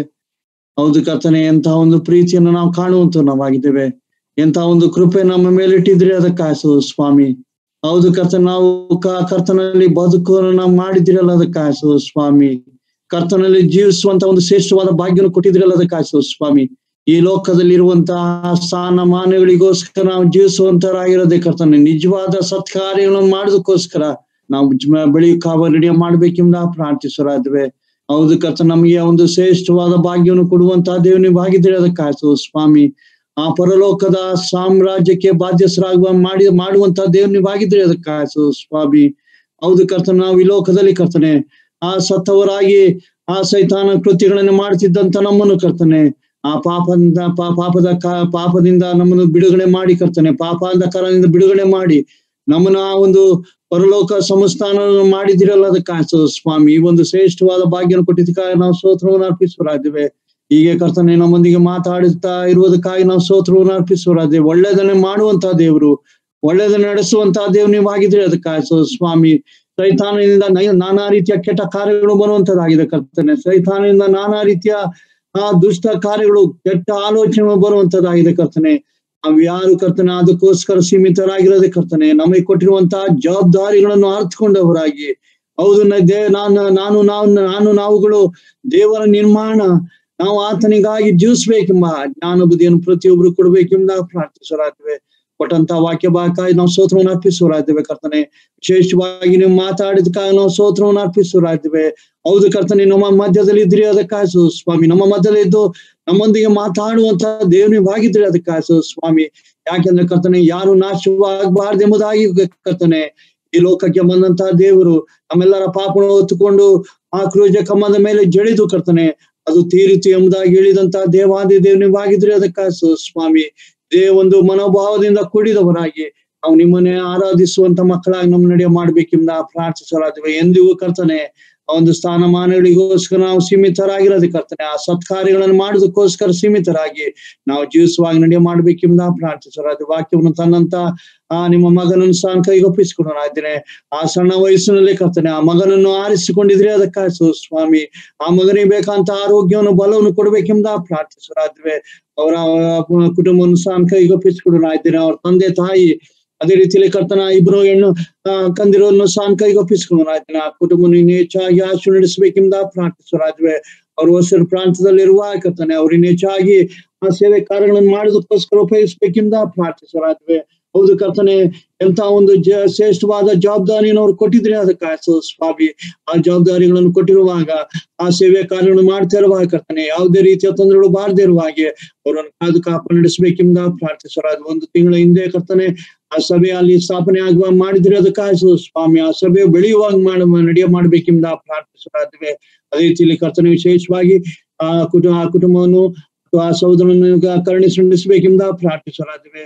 ಅದೇ ರೀತಿಯಲ್ಲಿ ಕರ್ತನೆ ಈ ದಿನದಲ್ಲಿ ಸೇರಿ ಬಂದಂತಹ ಪ್ರತಿಯೊಬ್ಬನು ಸಹ ಕೈಗೊಪ್ಪಿಸಿಕೊಂಡಾಗ್ತೇನೆ. ಕೇಳಿದಂತಹ ವಾಕ್ಯಗಳನ್ನು ಎಂದಿಗೂ ಬದಿಗೊತ್ತದೆ ಕರ್ತನೆ, ನಿಜವಾದ ಮಾನಸಾಂತರ ಎಂದು ತಿಳ್ಕೊಂಡು ದೇವರ ಮಕ್ಕಳಾಗಿ ಪ್ರತಿಯೊಬ್ಬರು ಜೀವಿಸುವಾಗ ನಡೆಯ ಮಾಡ್ಬೇಕೆಂಬ ಪ್ರಾರ್ಥಿಸಲಾದ. ಸೇರಿ ಬಂದಂತಹ ಪ್ರತಿಯೊಬ್ಬರಿಗೂ ಬೇಕಂತ ಆರೋಗ್ಯವನ್ನು ಬಲವನ್ನು ಕೊಟ್ಟು ಕರ್ತನೆ ನೀವು ನಡೆಯ ಮಾಡ್ಬೇಕೆಂಬ ಪ್ರಾರ್ಥಿಸರ.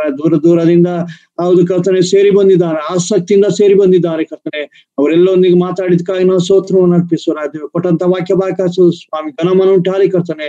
ಈ ರಾತ್ರಿ ವೇಳೆ ಬಾರದೆ ಹೋದ್ರೆ ಕರ್ತನೆ ನಾವು ಸುರಕ್ಷಿತವಾಗಿ ಮಲಗಿ ಸುರಕ್ಷಿತವಾಗಿ ಬೆಳಗ್ಗೆದ್ದು ಕರ್ತನೆ ನಿಮ್ಮ ಮಕ್ಕಳಾಗಿ ನಿಮ್ಮ ಮಹಿಮೆಗಾಗಿ ನಾವು ಸೇರಿ ಬಂದು ಕರ್ತನೆ ನಿಮ್ಮನ್ನೇ ಕೊಂಡಾಡುವಂತ ನಿಮ್ಮನ್ನೇ ಘನಪಡಿಸುವಂತ ಮಕ್ಕಳಾಗಿ ನಮ್ಮನ್ನು ಸಿದ್ಧಪಡಿಸಬೇಕೆಂಬ ಪ್ರಾರ್ಥಿಸುವರಾದ್ದೇವೆ. ನಾವು ಆ ರೀತಿಯಲ್ಲಿ ಸಿದ್ಧರಾಗಿ ಕರ್ತನೆ ದೇವರ ಒಂದು ನಿಜವಾದ ಸತ್ಯವನ್ನು ಅರ್ಥಕೊಂಡು ಕರ್ತನೆ ನಾವುಗಳು ಆತನ ನಿರ್ಮಾಣ ಎಂಬುದಾಗಿ ಅರ್ಥಕೊಂಡು ಕರ್ತನೆ ಅದನ್ನು ಯೋಗ್ಯವಾದ ರೀತಿಯಲ್ಲಿ ಮಾಡುವಾಗಿ ನಮ್ಮ ನಡೆಯ ಮಾಡ್ಬೇಕೆಂಬ ಪ್ರಾರ್ಥಿಸುವ ಕ್ರಮವನ್ನು ಉಂಟಾಗಿ ಕರ್ತನೆ. ಹೀಗೆ ಬೆಳೆಗಳನ್ನು ಬೇಡಿ ಬಿಟ್ಟಲ್ಲ ಅವಳು ನಮ್ಮ ಕರ್ತರು ರಕ್ಷಕರು ಒಡೆಯಲ ಅಂತ ಕರ್ತರಾದ ಯೇಸು ಕ್ರಿಸ್ತ ಜೀವನಾಮದಲ್ಲಿ ಈ ಪ್ರಾರ್ಥನೆ ಸ್ತುತಿ ಸ್ತೋತ್ರದಿಂದ ಬೇಡುವಂತೆ ನಮ್ಮ ತಂದೆ ದೇವರೇ ಆಮೆನ್.